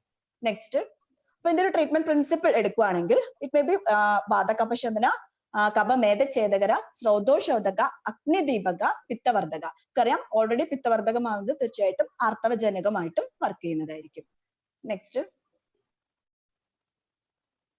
ഇനി ഒരു പ്രാക്ടിക്കൽ അപ്രോച്ചിൽ ഇപ്പൊ നമ്മുടെ അടുത്തൊരു പേഷ്യന്റ് വന്നു, പലപ്പോഴും നമുക്ക് ഉണ്ടാകുന്ന ഒരു പരാതിയാണ്. ഇപ്പൊ ആദ്യം വന്നു ഉടനെ തന്നെ നമ്മൾ കുറച്ച് രജപ്രവർത്തനി വഴിയോ അല്ലെങ്കിൽ അഭയാരിഷ്ടോ കൊടുക്കുമ്പോൾ ബ്ലീഡിങ് ഉണ്ടാവുന്നു. അപ്പൊ നമ്മളും ഹാപ്പിയായി, പേഷ്യന്റും ഹാപ്പിയായി അല്ലെ. പക്ഷെ പിന്നെ കുറെ കാലം നമ്മൾ മെഡിസിൻ കൊടുത്തോണ്ടിരിക്കുകയാണ്, പിന്നെ പീരീഡ്സ് വരുന്നതേ ഇല്ല. ഇങ്ങനെ ഒരു മെജോറിറ്റി ആയിട്ടുള്ള നമ്മുടെ കേസുകളും ഇങ്ങനെ ആയിരിക്കും. അപ്പൊ അതിൽ നമുക്ക് എങ്ങനെ ഒരു പ്രാക്ടിക്കൽ അപ്രോച്ച് അല്ലെങ്കിൽ ഒരു പ്രോട്ടോകോൾ എങ്ങനെ ഉണ്ടാക്കാം എന്ന് നമ്മൾ ആലോചിക്കുകയാണെങ്കിൽ അത് കുറച്ചുകൂടി ഫോക്കസ് ചെയ്യേണ്ടത് എൻഡോമെട്രിയൽ തിക്നെസ്സിനെ ഡിപ്പെൻഡ് ചെയ്തുകൊണ്ടാണ് നമുക്ക് ആ ഒരു റിസൾട്ട് കിട്ടുന്നത്. അപ്പോൾ സാധാരണ രീതിയിൽ നമ്മൾ മെഡിസിൻ കൊടുക്കുമ്പോഴത്തേക്കും തന്നെ അത് റെസ്പോണ്ട് ചെയ്തു, പീരീഡ്സ് ആയി എന്ന് പറഞ്ഞാൽ അവിടെ നമ്മൾ അർത്ഥമാക്കേണ്ടത് എന്താന്ന് വെച്ചാൽ there will be endometrial thickness is more than 6.5 or 7. അപ്പൊ അങ്ങനെ തിക്നെസ് ഉള്ളതിലാണ് ഒറ്റയടിക്ക് നമ്മൾ ഇത്തിരി സപ്തസാരം കഷായം കൊടുക്കുകയോ ഇംഗുവജാതിയോ കൊടുക്കുകയാണെങ്കിൽ അത് റെസ്പോണ്ട് ചെയ്യുന്നത്. അപ്പോൾ അങ്ങനെയുള്ള കേസുകളിൽ അനുലോമനമായിട്ട് ഈവൻ അഭയാരിഷ്ടം, ശബ്ദാരണം ഓർ അഗ്നിവർദ്ധകമായിട്ടുള്ളതും അനുലോമനമായിട്ടുള്ള മെഡിസിൻസ് കൊടുക്കുമ്പോൾ പെരീഡ്സ് ആകും. പക്ഷേ if endometrial thickness is less than 6.5, അവിടെയാണ് നമ്മൾ മാസങ്ങളോളം ഈ മെഡിസിൻസ് എല്ലാം കൊടുത്തിട്ടും റെസ്പോണ്ട് ചെയ്യാത്തത്. അവിടെ എങ്ങനെയായിരിക്കണം നമ്മുടെ ട്രീറ്റ്മെന്റ് അപ്രോച്ച്? അവിടെ വേണ്ടത് എന്താന്ന് വെച്ചാൽ ഫസ്റ്റ് ലൈൻ ഓഫ് ട്രീറ്റ്മെന്റ് എന്ന് പറയുന്നത് അഗ്നിദീപനം തന്നെയാണ്. പിന്നെ വേണ്ടത് ഘൃതങ്ങൾ അല്ലെ. നമ്മളെപ്പോഴും PCOS എന്ന് പറയുമ്പോൾ അവർ ഭയങ്കര ഒബേസിറ്റി ആണ്, അവർക്ക് നെയ്യ് പാടില്ല, അവർക്ക് വേറെ ഒന്നും പാടില്ല എന്നുള്ള ഒരു കൺസെപ്റ്റ് ആണ് പൊതുവെ നമുക്ക് OP പ്രാക്ടീസിലുള്ളത്. പക്ഷെ നമ്മൾ OP ലെവലിലാണെങ്കിലും ഈ ഒരു കൺസെപ്റ്റിനെ ഒന്ന് മാറ്റി ഫസ്റ്റ് ഒരു അഗ്നിദീപനം കൊടുത്ത് പിന്നെ കൊടുക്കേണ്ടത് ഘൃതങ്ങളാണ്. പക്ഷെ ഘൃതം എന്ന് പറയുമ്പോഴും വളരെ ഒരു മേജർ ക്വാണ്ടിറ്റി, ഒരു അച്ഛസ്നേഹപാനത്തിന് കൊടുക്കുന്ന ഒരു അളവൊന്നും അല്ല ഉദ്ദേശിക്കുന്നത്. വളരെ സ്മോൾ ക്വാണ്ടിറ്റി അഭക്തമായിട്ട് എംപ്റ്റി സ്റ്റൊമക്കിൽ ടു സ്റ്റിമുലേറ്റ് HPO ആക്സിസ്. ഇതായിരിക്കണം നമ്മുടെ എയിം എന്ന് പറയുന്നത്. അപ്പോ അതിനുവേണ്ടി അവരുടെ കണ്ടീഷൻ അനുസരിച്ച് നമുക്ക് ഡാഡിമാതി ഘൃതം സെലക്ട് ചെയ്യാം, സുകുമാരഘൃതം സെലക്ട് ചെയ്യാം, കല്യാണക ഘൃതം സെലക്ട് ചെയ്യാം. അപ്പൊ അതനുസരിച്ച് നമുക്ക് യുക്തമായിട്ടുള്ള ഒരു ഘൃതം സെലക്ട് ചെയ്യാം. ഓക്കെ. അപ്പൊ അവിടെ എന്താ സംഭവിക്കുന്നത്? അങ്ങനെ ചെയ്തു വരുമ്പോൾ ഈ എൻഡോമെട്രിയൽ തിക്നെസ് കൂടുവാണ്. ഈ എൻഡോമെട്രിയൽ തിക്നെസ് കൂടി കഴിഞ്ഞാൽ സപ്പോസ് ഓവുലേഷൻ പോലും, എൻഡോമെട്രിയൽ തിക്നെസ് മാത്രമല്ല കേട്ടോ, ഓവുലേഷനെ കൂടിയാണ് നമ്മൾ ഹെൽപ്പ് ഉണ്ടാക്കുന്നത്. കാരണം അൺഓവുലേറ്ററി സൈക്കിൾസ് ആയിരിക്കും PCOS ഉണ്ടാവുക. അപ്പൊ അതിലെ ഓവുലേഷനെയും എൻഡോമെട്രിയൽ തിക്നെസിനെയും കൂട്ടാവുന്ന രീതിയിലുള്ള ഫസ്റ്റ് ലൈൻ ട്രീറ്റ്മെന്റ് കൊടുത്ത് അതിനുശേഷം വീണ്ടും ഇപ്പോഴത്തെ ഇതിലേക്ക് പോയി സപ്തസാരം, അമൃതോത്തരം, അഭയാരിഷ്ടം ഈ രീതിയിലുള്ള ഒരു ട്രീറ്റ്മെന്റ് പ്രോട്ടോകോൾ നമ്മൾ ഫോളോ ചെയ്യുകയാണെങ്കിൽ തീർച്ചയായിട്ടും ഒരു മെജോറിറ്റി ഓഫ് കേസസും റെസ്പോണ്ട് ചെയ്യും. പക്ഷെ ഇതിൽ റെസ്പോണ്ട് ചെയ്യാത്തൊരു വിഭാഗമുണ്ട്. അത് പ്രത്യേകം പറയാം. കാലങ്ങളായിട്ട് ഇൻഡ്യൂസ്ഡ് സൈക്കിൾസ് ഉള്ളവര്. അത് പ്രത്യേകിച്ച് അവിടെ എന്താ സംഭവിക്കുന്നത്? നമുക്കറിയാം, ഒപ്പിൽ ഒരു കുട്ടി വരെയാണ്, പീരീഡ്സ് ഒന്നും ആവുന്നില്ല, അവർ നേരെ ഗൈനക്കോളജിസ്റ്റിന്റെ അടുത്ത് പോകുന്നു. അവർക്ക് എഴുതി കൊടുക്കുന്ന ടാബ്ലറ്റ്സ് ഏതാ?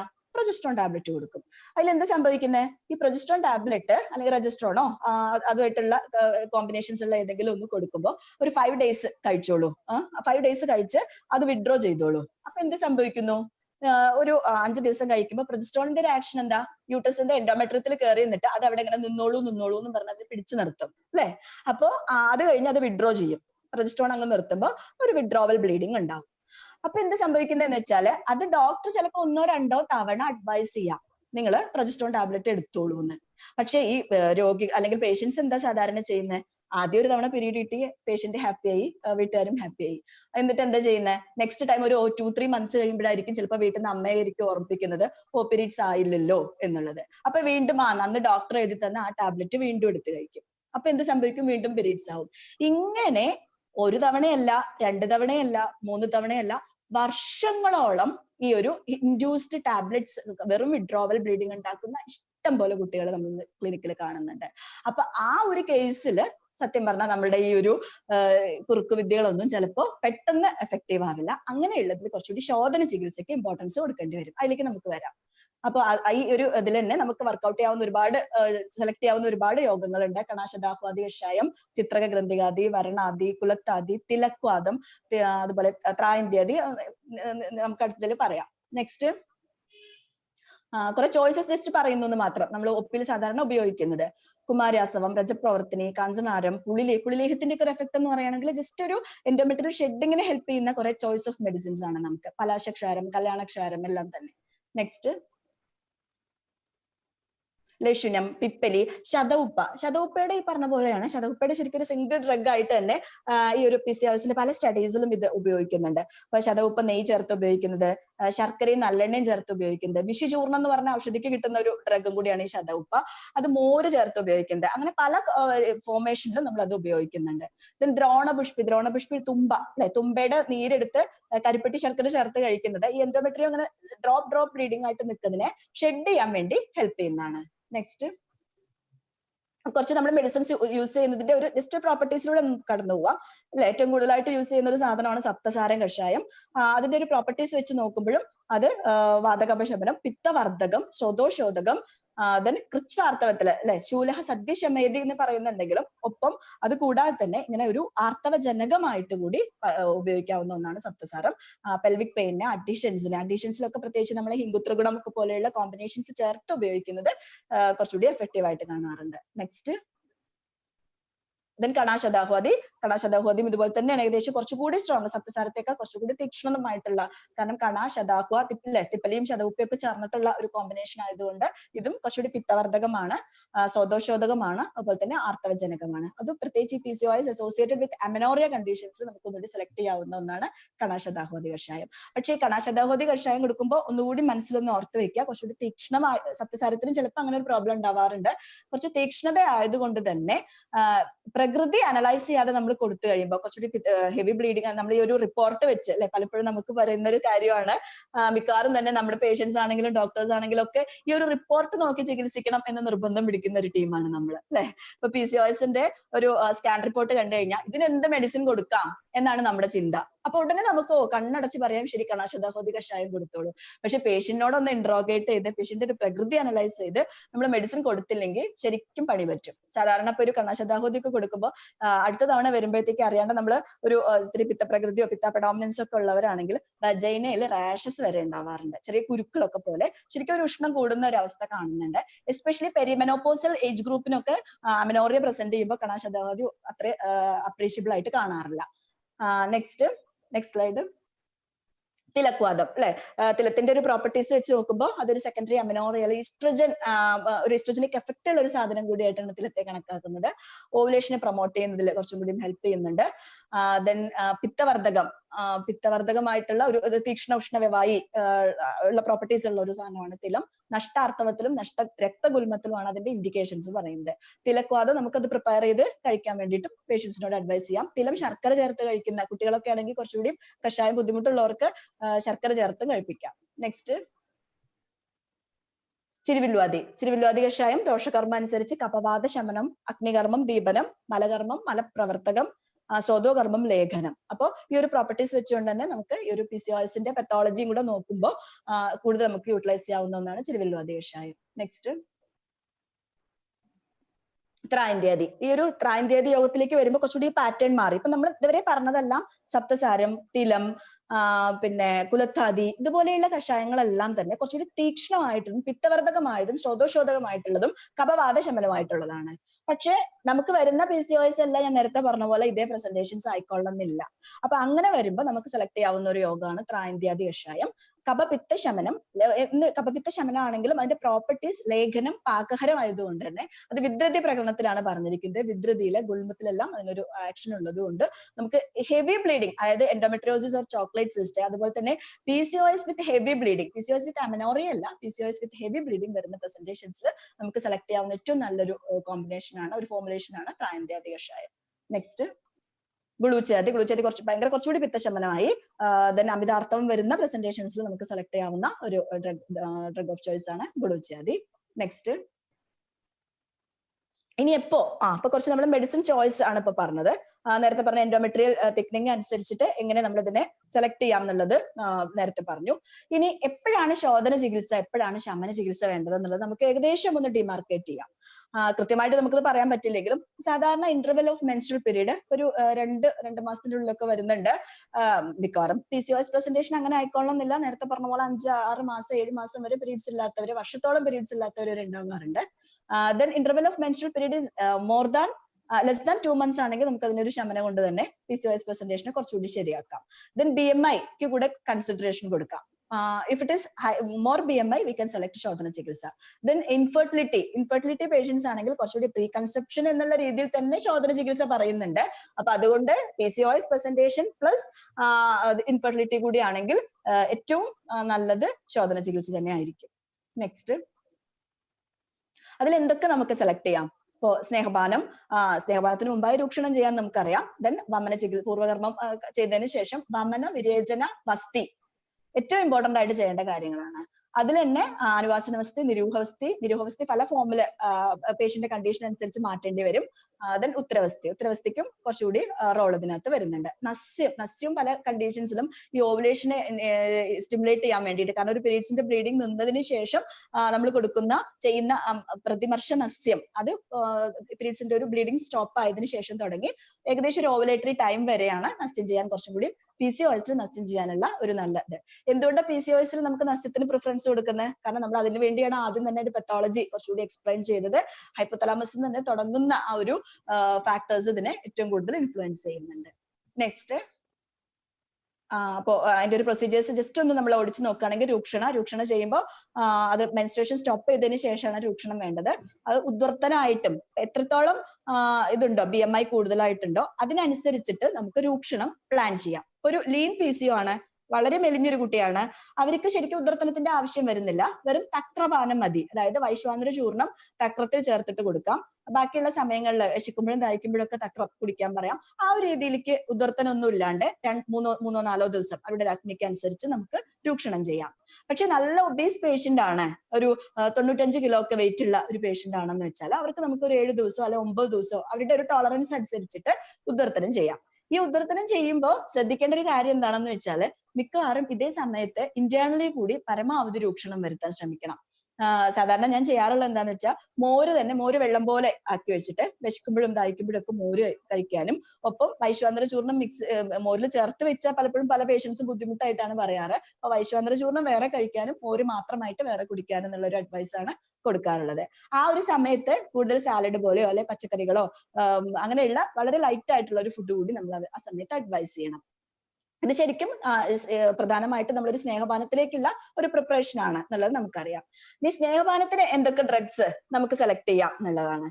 സാധാരണ രീതിയിൽ ഒരു സ്ത്രീകളെ സംബന്ധിച്ചിടത്തോളം അല്ലെ ഘൃതത്തേക്കാൾ നല്ലത് ഒരു തൈലമാണ് എന്നുള്ളൊരു കൺസെപ്റ്റ് നമുക്കുണ്ട്. പ്രത്യേകിച്ച് തിലതൈലം അല്ലെ, തിലതൈലം നല്ലൊരു ചോയ്സ് ആണ്.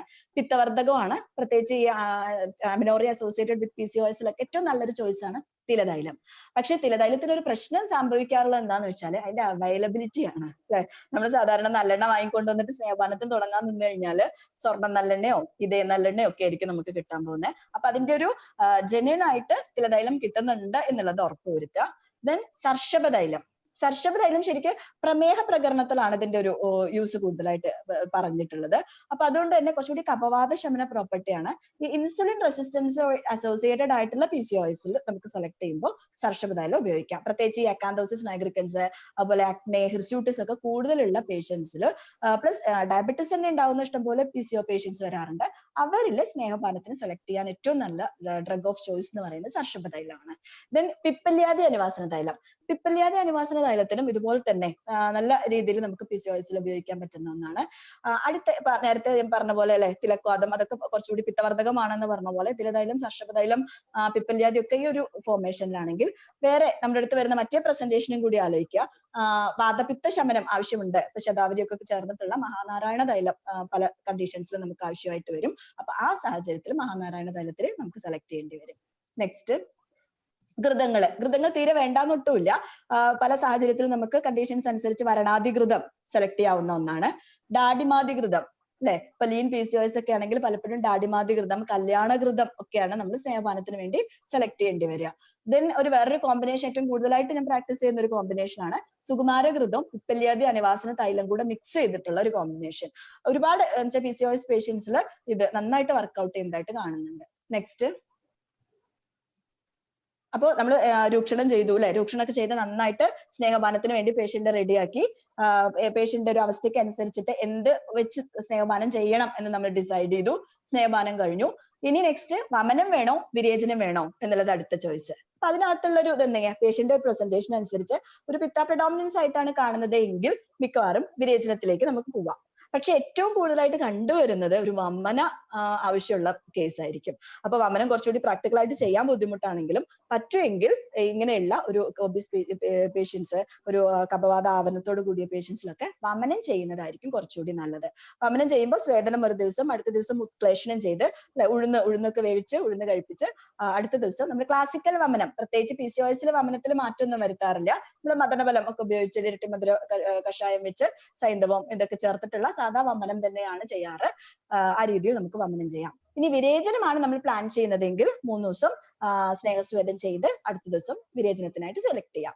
നെക്സ്റ്റ്, വിരേചനം ചെയ്യുമ്പോഴും കുറച്ചുകൂടി സ്നിഗ്ധ വിരേചനമാണ് ഇങ്ങനത്തെ കണ്ടീഷൻസിൽ നല്ലത്. പക്ഷേ പിത്ത പ്രഡോമിനൻസ് അവിടെയും കാണിക്കുന്നുണ്ട് എങ്കിൽ നമുക്ക് പിന്നെ അവിപത്തി പോലെയുള്ളത് സെലക്ട് ചെയ്യാം. അതർവൈസ് ഗന്ധർവസ്ത തൈലം സുകുമാര എരണ്ട തൈലം പോലെയുള്ള എരണ്ട പ്രിപ്പറേഷൻസിന് കുറച്ചുകൂടി പ്രാധാന്യം കൊടുക്കാം.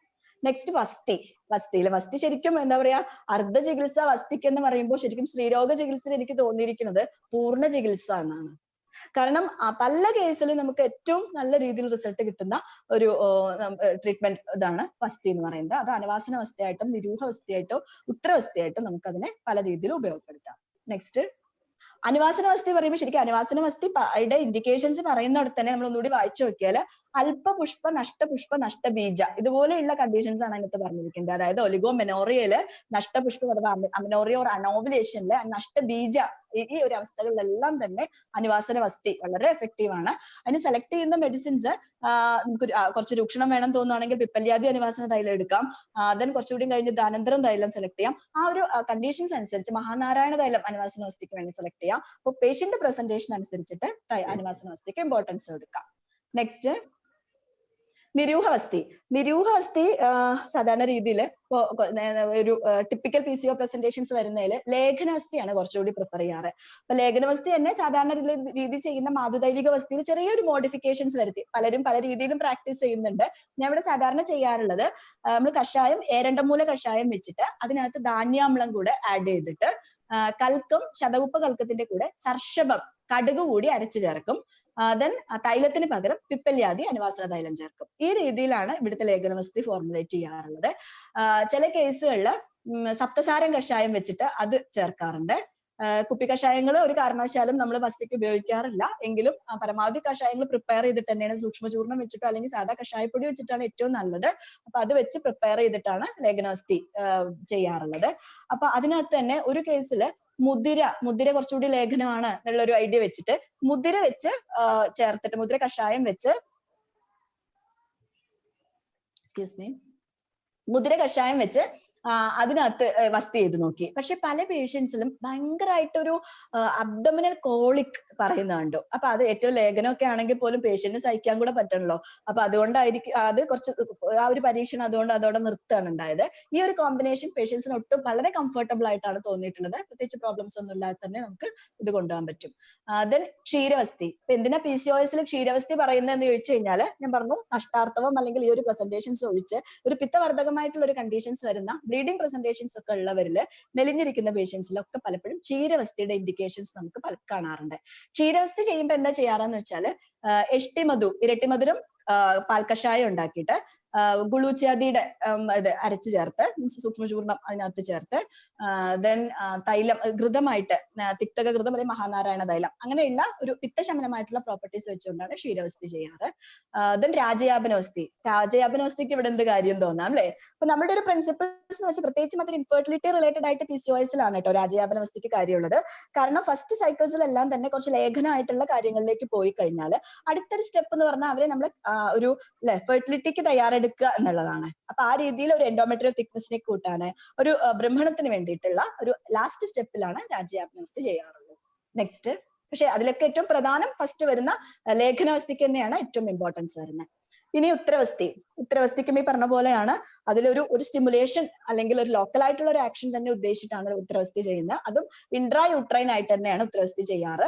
അത് ആദ്യം ചെയ്യുന്ന ദിവസങ്ങളിൽ ഒന്നുകിൽ കുറച്ചുകൂടി ക്ഷാരതൈലം പിപ്പല്യാദി അനുവാസന തൈലം പോലെയുള്ള കുറച്ചുകൂടി രൂക്ഷമായിട്ടുള്ള തൈലങ്ങൾ ഉപയോഗിച്ചിട്ട് ദെൻ അടുത്ത ഒരു സ്റ്റേജിലേക്ക് മഹാനാരായണ തൈലം അതുപോലെ ദാനന്തരം തൈലം അങ്ങനെയുള്ള നമുക്ക് സെലക്ട് ചെയ്യാം.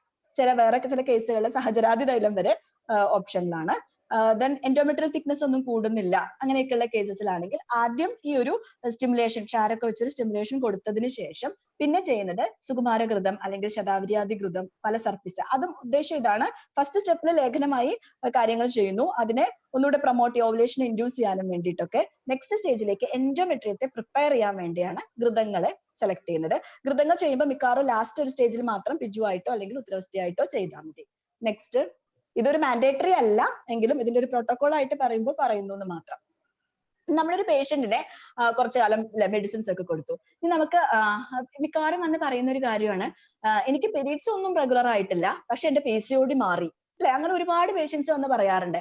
അതിന്റെ കാരണം എന്താന്ന് വെച്ചാല് അവര് പോയിട്ട് പീരീഡ്സ് ആയ ഉടനെ പോയിട്ട് സ്കാൻ ചെയ്യും. പീരീഡ്സ് കഴിഞ്ഞ ഉടനെ പോയി സ്കാൻ ചെയ്യുമ്പോൾ എന്താ സംഭവിക്കുന്നതെന്ന് വെച്ചാൽ നമ്മൾ നേരത്തെ പറഞ്ഞു അല്ലെ, ഒരു ഓവുലേറ്ററി ടൈം അതുപോലെ തന്നെ ഒരു LH സർജ് വരുന്ന ഒരു ടൈം ആയില്ല, ഓവുലേഷൻ ഉണ്ടോ ഇല്ലയോ എന്നുള്ളതൊന്നും കൃത്യമായിട്ട് പറയാൻ കഴിയുന്നില്ല.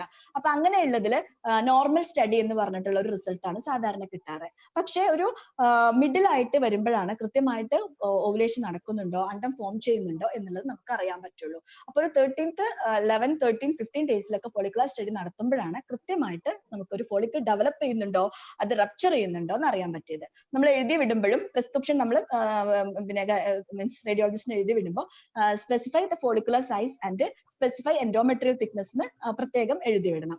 ആ ഒരു റിപ്പോർട്ട് നമ്മുടെ അടുത്ത് വന്ന് കഴിയുമ്പോൾ നമ്മൾ അതിനകത്ത് നിന്ന് അസസ് ചെയ്യേണ്ടത് എന്താണെന്ന് വെച്ചാൽ, ഒരു 13 ഡേയ്സ് ഒക്കെ ആകുമ്പോൾ നമുക്കറിയാം എത്ര ഫോളിക്കൽ സൈസ് ആണ് അതിൽ കാണിക്കുന്നത്. അപ്പൊ അതിലൊരു നോ ഡോമിനന്റ് ഫോളിക്കിൾ വിത്ത് 6 മില്ലിമീറ്റർ അങ്ങനെയൊക്കെ കാണിക്കുകയാണെങ്കിൽ ഉറപ്പാണ് അവിടെ വീണ്ടും PCOS തന്നെ ആണ്. അല്ല, അതിന് പകരം ഒരു 11-12ാമത്തെ ദിവസം നമ്മൾ നോക്കുമ്പോൾ 16 മില്ലിമീറ്റർ 17 മില്ലിമീറ്റർ വരെ സൈസ് എത്തിയെങ്കിൽ ഓക്കെ, നമ്മുടെ മെഡിസിൻ റെസ്പോണ്ട് ചെയ്യുന്നുണ്ട്, അവർക്ക് ഓവുലേഷനിലേക്ക് എത്തിക്കൊണ്ടിരിക്കുന്നുണ്ട് എന്ന് നമുക്ക് അസസ് ചെയ്യാൻ പറ്റും. എന്നിട്ട് പിന്നെ റിപ്പീറ്റ് ചെയ്യുന്നത് എന്തിനു വേണ്ടിയിട്ടാണ്? ഈ ഫോളിക്കിള് അല്ലെ നമ്മൾ ഓർക്കുന്നില്ലേ, ആ ഒരു ഫിസിയോളജിയുടെ പിക്ചർ ഓർക്കുന്നുണ്ടല്ലോ അല്ലെ, ഞാൻ നേരത്തെ കാണിച്ചത്. ആ ഫോളിക്കിൾസ് ഇങ്ങനെ ഡെവലപ്പ് ചെയ്ത് വന്ന് ഒരു 14 ഡേയ്സ് ഒക്കെ ആകുമ്പോഴത്തേക്കും ഒരു വലിയൊരു ഗ്രാഫിയൻ ഫോളിക്കിൾസ് ഉണ്ടായി. നെക്സ്റ്റ് ആകുമ്പോഴത്തേക്കും അത് റപ്ചർ ചെയ്ത് പുറത്തേക്ക് പോരണം അല്ലെ. പക്ഷെ പല കേസുകളിൽ എന്താ സംഭവിക്കുന്നതെന്ന് വെച്ചാൽ, ലൂട്ടനൈസ്ഡ് അൺറപ്ചേർഡ് ഫോളിക്കിൾ എന്ന് പറയുന്ന ഒരു അവസ്ഥ വളരെ കോമൺ ആണ്. പ്രത്യേകിച്ച് ഒരു സിസ്റ്റിക് നേച്ചർ ഉള്ള ആളുകളിൽ ഈ ഒരു സാധനത്തിന് എന്ത് ചെയ്യുന്ന വെച്ചാൽ, അത് കോർപ്പസ് ലൂട്ടിയൽ സിസ്റ്റ് ആയിട്ട് അങ്ങ് മാറും. നമ്മൾ വിചാരിച്ചു ശരി ഓവുലേഷനൊക്കെ അവർക്ക് നടന്നെല്ലാം ഓക്കെ ആണെന്ന് വിചാരിച്ചു കഴിഞ്ഞ് റിപ്പീറ്റ് സൈക്കിൾ നോക്കുമ്പോൾ മാത്രമേ ഉള്ളൂ ഈ കോർപ്പസ് ലൂട്ടിയൽ സിസ്റ്റ് അഥവാ ലൂട്ടനൈസ്ഡ് അൺറപ്ചേർഡ് ഫോളിക്കിൾ എന്നുള്ളത് നമുക്ക് ഡയഗ്നോസ് ചെയ്യാൻ പറ്റുള്ളൂ. ദെൻ എൻഡോമെട്രിയൽ തിക്നെസിന്റെ ഇമ്പോർട്ടൻസ് എന്താ? ഇപ്പൊ സാധാരണ രീതിയിൽ നമുക്കറിയാം അല്ലെ, എൻഡോമെട്രിയൽ തിക്നെസ് നോർമലി ഒരു പീരീഡ്സ് കഴിഞ്ഞു കഴിഞ്ഞാൽ ഒരു ഓവുലേഷന്റെ അടുത്ത് എത്തുമ്പോഴത്തേക്കും ഒരു 8 to 9 മില്ലിമീറ്റർ എങ്കിലും എൻഡോമെട്രിയൽ തിക്നെസ് വേണം. അല്ലെങ്കിൽ എന്താ സംഭവിക്കുക, അവിടെ ആ ഒരു യൂട്രൈൻ ബെഡില് ഇംപ്ലാന്റേഷൻ പ്രോപ്പർ ആയിട്ട് നടക്കില്ല. അപ്പൊ അതുകൊണ്ട് എൻഡോമെട്രിയൽ തിക്നെസ് എത്രയുണ്ട്, അതിന് കൂട്ടണോ, മറ്റേ അടുത്ത സൈക്കിളിലൊക്കെ ആണെങ്കിൽ നമ്മൾ അതിന്റെ കൂടെ ഒന്ന് ചിന്തിക്കാൻ വേണ്ടിയാണ് ഇതുകൂടെ നമ്മൾ മെഷർ ചെയ്യുന്നത്. നെക്സ്റ്റ്, ഇനി അതിൽ തന്നെ ഒരു 2 തരത്തിൽ നമുക്ക് നമ്മുടെ അടുത്ത് വരുന്ന കാറ്റഗറീസ് ഓഫ് പേഷ്യൻസിനനുസരിച്ചിട്ട് നമ്മുടെ ട്രീറ്റ്മെന്റിനെ ഒന്ന് മാറ്റം വരുത്താം.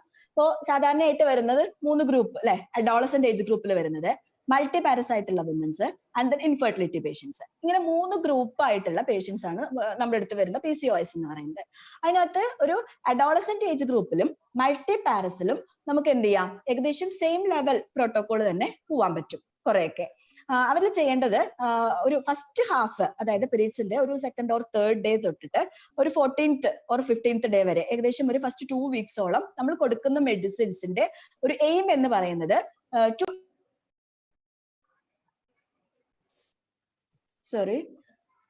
to induce the ovulation and to improve the endometrial thickness. അപ്പൊ endometrial thicknessനെ കൂട്ടുന്നതും ഓവുലേഷൻ ഉണ്ടാക്കുന്നതുമായിട്ടുള്ള മെഡിസിൻസ് വേണം നമ്മൾ ആദ്യത്തെ ഒരു ഇതിൽ കൊടുക്കാൻ. അപ്പൊ അങ്ങനെ ഞാൻ നേരത്തെ നമ്മൾ ഡിസ്കസ് ചെയ്യണ്ടായി, സുകുമാരഘൃതം, ഡാഡിമാതിഘൃതം, കല്യാണഘൃതം, കുമാരയാസം, ദ്രാക്ഷാരിഷ്ടം അങ്ങനെയൊക്കെ ഉള്ള മെഡിസിൻസിൽ പൊതുവെ ഈ എൻഡോമെട്രിയൽ തിക്നെസ്സിനെ കൂട്ടാൻ, അതുപോലെ ഭൃംഗരാജാസവം അങ്ങനെയുള്ളത് ഈ ഒരു സമയത്ത് നമുക്ക് സെലക്ട് ചെയ്യാം. അത് കഴിഞ്ഞിട്ട് എന്ത് ചെയ്യണം, ഒരു 15 ഡേയ്സ് or 16 ഡേയ്സ് ഒക്കെ ആകുമ്പോഴത്തേക്ക് ഫസ്റ്റ് 2 വീക്സ് കഴിഞ്ഞാൽ നേരത്തെ പറഞ്ഞ പോലെ അഭയാരിഷ്ടം, അനുലോമനമായിട്ടുള്ളതും ലേഖന പ്രോപ്പർട്ടി ഉള്ള മെഡിസിൻസ്, പിത്തവർദ്ധകമായിട്ടുള്ള മെഡിസിൻസ് കൊടുക്കണം. അപ്പൊ എന്ത് ചെയ്യുന്നു, ആദ്യത്തെ ഒരു സൈക്കിളില് ഹാഫില് ഓവുലേഷനോ ഉണ്ടാവുന്നു, എൻഡോമെട്രിയൽ തിക്നെസ് ഉണ്ടാവുന്നു. നെക്സ്റ്റ് ഹാഫിൽ നമ്മൾ കൊടുക്കുന്ന മെഡിസിൻസ് കൊണ്ട് അവരുടെ പീരീഡ്സിനെ ഇൻഡ്യൂസ്ഡ് ആകും. ഇനി എന്ത് ചെയ്യണം, വീണ്ടും അവര് അതോടെ തീർന്നില്ല, അടുത്ത സൈക്കിളിൽ അവര് വീണ്ടും വരാൻ പറയണം. ഇതുപോലെ തന്നെ പീരീഡ്സിന്റെ 2nd ഡേ തൊട്ടിട്ട് 14th or 15th ഡേ വരെ. പക്ഷെ ചില ആളുകളിലൊക്കെ വീണ്ടും ഇറഗുലാരിറ്റി വന്നുകൊണ്ടിരിക്കും. ഇൻ ബിറ്റ്വീൻ അതിന്റെ ഇടയിൽ ഞാൻ നേരത്തെ പറഞ്ഞ ഒന്നും വെറും മെഡിസിൻസ് മാത്രം പോരാ, ഫുഡിന്റെ ഇമ്പോർട്ടൻസ്, എക്സസൈസിന്റെ ഇമ്പോർട്ടൻസ്, ഉറക്കത്തിന്റെ സ്ലീപ്പിന്റെ ഇമ്പോർട്ടൻസ്, ബയോളജിക്കൽ ക്ലോക്ക്, ഇതെല്ലാം ഹെൽത്തി പ്ലേറ്റ്, ഇതെല്ലാം തന്നെ അവരോട് കൃത്യമായിട്ട് പറഞ്ഞു കൊടുക്കണം. ഈ ഒരു പ്രോട്ടോകോളില് ഇവര് ഈ കാര്യങ്ങളെല്ലാം പാലിക്കുന്നുണ്ട്, ഒപ്പം മെഡിസിൻസും പോകുന്നുണ്ടെങ്കിൽ 90% കേസുകളിലും നമുക്ക് റെസ്പോൺസ് കിട്ടും. പക്ഷെ ബാക്കി 10% എടുത്തു കഴിഞ്ഞാൽ അതിൽ 5% വരുന്നത് നമുക്ക് നേരത്തെ പറഞ്ഞ ഇൻഡ്യൂസ്ഡ് സൈക്കിൾസ് ആണ്. കാലാകാലങ്ങളായിട്ട് വിഡ്രോവൽ ബ്ലീഡിങ് വരുന്നത് പെട്ടെന്ന് നോക്കണ്ട. ബാക്കി 5% വരുന്നത് നമ്മൾ പറയുന്ന മെഡിസിൻസ് ഒന്നെങ്കിലും പ്രോപ്പർ ആയിട്ട് കഴിക്കുന്നുണ്ടാവില്ല, അതർവൈസ് നമ്മൾ ബാക്കി പറയുന്ന ലൈഫ് സ്റ്റൈൽ മോഡിഫിക്കേഷൻസ് അവർ ഫോളോ ചെയ്യുന്നുണ്ടാവില്ല. അല്ലാത്ത കേസിൽ ഉറപ്പായിട്ടും നമുക്ക് ഈ ഒരു റിസൾട്ട് പ്രതീക്ഷിക്കാം. നെക്സ്റ്റ്, ഇനി അടുത്തൊരു ഗ്രൂപ്പ് വരുന്നത് ഇൻഫെർട്ടിലിറ്റി പേഷ്യൻസ് ആണ്. പക്ഷെ മെജോറിറ്റി നമ്മുടെ അടുത്ത് ഇൻഫെർട്ടിലിറ്റി ആയിക്കൊള്ളണമെന്നില്ല. നേരത്തെ പറഞ്ഞ അഡോളസന്റ് ആൻഡ് മൾട്ടിപാരസ്. ഈ മൾട്ടിപാരസിൽ വേറൊരു പ്രോബ്ലം ഉണ്ട് കേട്ടോ. നമ്മുടെ കൂട്ടത്തിലുള്ള ആയുർവേദ ഡോക്ടേഴ്സ് തന്നെ ചോദിക്കാറുണ്ട് പലപ്പോഴും, ഏതായാലും കല്യാണം കഴിച്ച കുട്ടികളൊക്കെ ആയി, ഇനിയിപ്പോ പീരീഡ്സ് വന്നില്ലെങ്കിലും പ്രശ്നമൊന്നുമില്ലല്ലോ അല്ലെ? അങ്ങനെ ഒരു ചോദ്യം പൊതുവെ നമ്മുടെ മനസ്സിലൊക്കെ തോന്നാറുണ്ട്. പലരും ചോദിച്ചിട്ടുണ്ട്. അപ്പൊ എന്താ അതിനകത്തുള്ള നമ്മൾ അവരെ കൺവിൻസ് ചെയ്യിക്കേണ്ടത് എന്താന്ന് വെച്ചാല്, കല്യാണം കഴിഞ്ഞു, കുട്ടികളായി, അത് മാത്രമല്ല നമ്മുടെ ഒരു ഹെൽത്ത് എന്ന് പറയുന്നത് അല്ലെ? അപ്പൊ കൃത്യമായിട്ട് ആ ഒരു അൺഅപ്പോസ്ഡ് ഈസ്ട്രജൻ നമ്മുടെ ശരീരത്തിൽ ഉണ്ടാവരുത്. ആ ഒരു അൺഅപ്പോസ്ഡ് ഈസ്ട്രജൻ ഉണ്ടായി കഴിഞ്ഞാൽ അത് എവിടെ പോയി ഡെപ്പോസിറ്റ് ചെയ്യും? ചിലപ്പോൾ ബ്രസ്റ്റ് ക്യാൻസർ ആവാം, ചിലപ്പോൾ അഡിനോകാർസിനോമ ആവാം, എൻഡോമെട്രിയൽ തിക്നെസ് കൂടി വന്ന ഹൈപ്പർപ്ലാസി ആവാം. അപ്പൊ അങ്ങനെയുള്ള ഒരു റിസ്കിനെ കൂടി നമ്മൾ എന്ത് ചെയ്യണം? അവരോട് പറഞ്ഞ് കൺവിൻസ് ചെയ്യിക്കണം. ഓക്കെ, അപ്പൊ നെക്സ്റ്റ് ഗ്രൂപ്പ് ഇൻഫെർട്ടിലിറ്റി. അപ്പൊ ഇൻഫെർട്ടിലിറ്റി വരുമ്പോ അത് ഈ പറഞ്ഞ രീതിയിൽ സെക്കൻഡ് ഡേ തൊട്ടിട്ട് നമ്മൾ 14th ഡേ വരെ കൊടുക്കേണ്ടത് സെയിം പ്രിൻസിപ്പിൾ തന്നെയാണ്. അതായത് എൻഡോമെട്രിയൽ തിക്നെസിനെ കൂട്ടുന്നത്, ഓവുലേഷൻ ഇൻഡ്യൂസ് ചെയ്യാൻ പറ്റുന്ന മെഡിസിൻസ് ആണ്. പക്ഷെ ഇവിടെ ഒരു കാര്യം ശ്രദ്ധിക്കുക, നമ്മൾ ഈ ഘൃതങ്ങളും ഒക്കെ കൊടുക്കുന്ന സമയത്ത് വലിയൊരു ക്വാണ്ടിറ്റിയിലല്ല കൊടുക്കേണ്ടത്. ഒന്നും കൂടിയും പറയുന്നു, അച്ചസ്നേഹപാനത്തിന് കൂടുതൽ ക്വാണ്ടിറ്റിയിൽ കൊടുക്കാം, സ്നിഗ്ധ ലക്ഷണം കിട്ടുന്നത് വരെ. പക്ഷെ അല്ലാത്ത രീതിയിൽ നമ്മൾ കൊടുക്കുമ്പോൾ വളരെ ലെസ് എമൗണ്ടേ വേണ്ടുള്ളൂ. ടു ജസ്റ്റ് എന്താ പറയാ, HPA ആക്സിസിനെ ഒന്ന് സ്റ്റിമുലേറ്റ് ചെയ്യാന്നുള്ളത് മാത്രമാണ് നമ്മുടെ എയിം എന്ന് പറയുന്നത്. അപ്പൊ അതിൽ സുകുമാരഘൃതം, ഡാഡിമാതി, കാരണം ഇത് 1-2 സൈക്കിളിൽ കഴിപ്പിച്ചാൽ പോരാ അല്ലെ? അവര് മിക്കവാറും തന്നെ കുറച്ച് റിപ്പീറ്റഡ് ആയിട്ട് ഇത് വേണ്ട ഒരു കാര്യം വരുന്ന ഒരു സിറ്റുവേഷൻസ് ആണ്. അപ്പൊ ഇൻഫെർട്ടിലിറ്റിയിൽ വരുന്നതിൽ ഫസ്റ്റ് സൈക്കിളിൽ വേണമെങ്കിൽ നമുക്ക് ഇനി അരിഷ്ടം തന്നെ നിർബന്ധമില്ല, കഷായങ്ങളാവാം. അപ്പൊ നേരത്തെ പറഞ്ഞ സപ്തസാരം കഷായം, ഹിംഗുജാതി അതുപോലെയുള്ള കുറച്ചും കൂടി സ്റ്റിമുലേറ്റിംഗ് ആയിട്ടുള്ള കാര്യങ്ങൾ ഈ സമയത്ത് ആഡ് ചെയ്യാം. പക്ഷേ ഓവുലേഷൻ നടന്നു കഴിഞ്ഞാൽ, ഓവുലേഷൻ ഉണ്ട് അല്ലെങ്കിൽ പീരീഡ്സ് റെഗുലർ ആയിട്ട് വരുന്ന ആളുകൾക്കാണെങ്കിൽ, അല്ലെങ്കിൽ ആ ഒരു സിറ്റുവേഷനിലേക്ക് അവർ എത്തിച്ചു കഴിഞ്ഞാൽ, പിന്നെ നമ്മൾ കൊടുക്കേണ്ട മെഡിസിൻസ് എന്ന് പറയുന്നത് ഇംപ്ലാന്റേഷൻ ഹെൽപ്പ് ചെയ്യുന്ന മെഡിസിൻസ് ആണ്. അപ്പൊ ഇംപ്ലാന്റേഷൻസ് ആവുമ്പോ എന്ത് സംഭവിക്കുന്നത്? അതിന് ഹെൽപ്പ് ചെയ്യുന്ന രീതിയിൽ ഫലസർപ്പിസ് ഒക്കെ പറയുമ്പോൾ പ്രത്യേകിച്ചും അല്ലെ, ആ ഒരു ഓവുലേഷൻ നടന്നതിന് ശേഷമാണ് കുറച്ചുകൂടി അതിന്റെ ഇൻഡിക്കേഷൻസ് വരുന്നത്.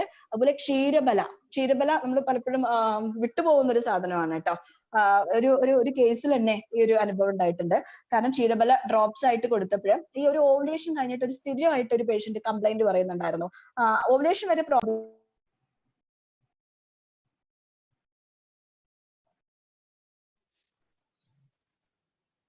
ഹലോ, ഡിസ്കണക്ട് ആയിരുന്നോ?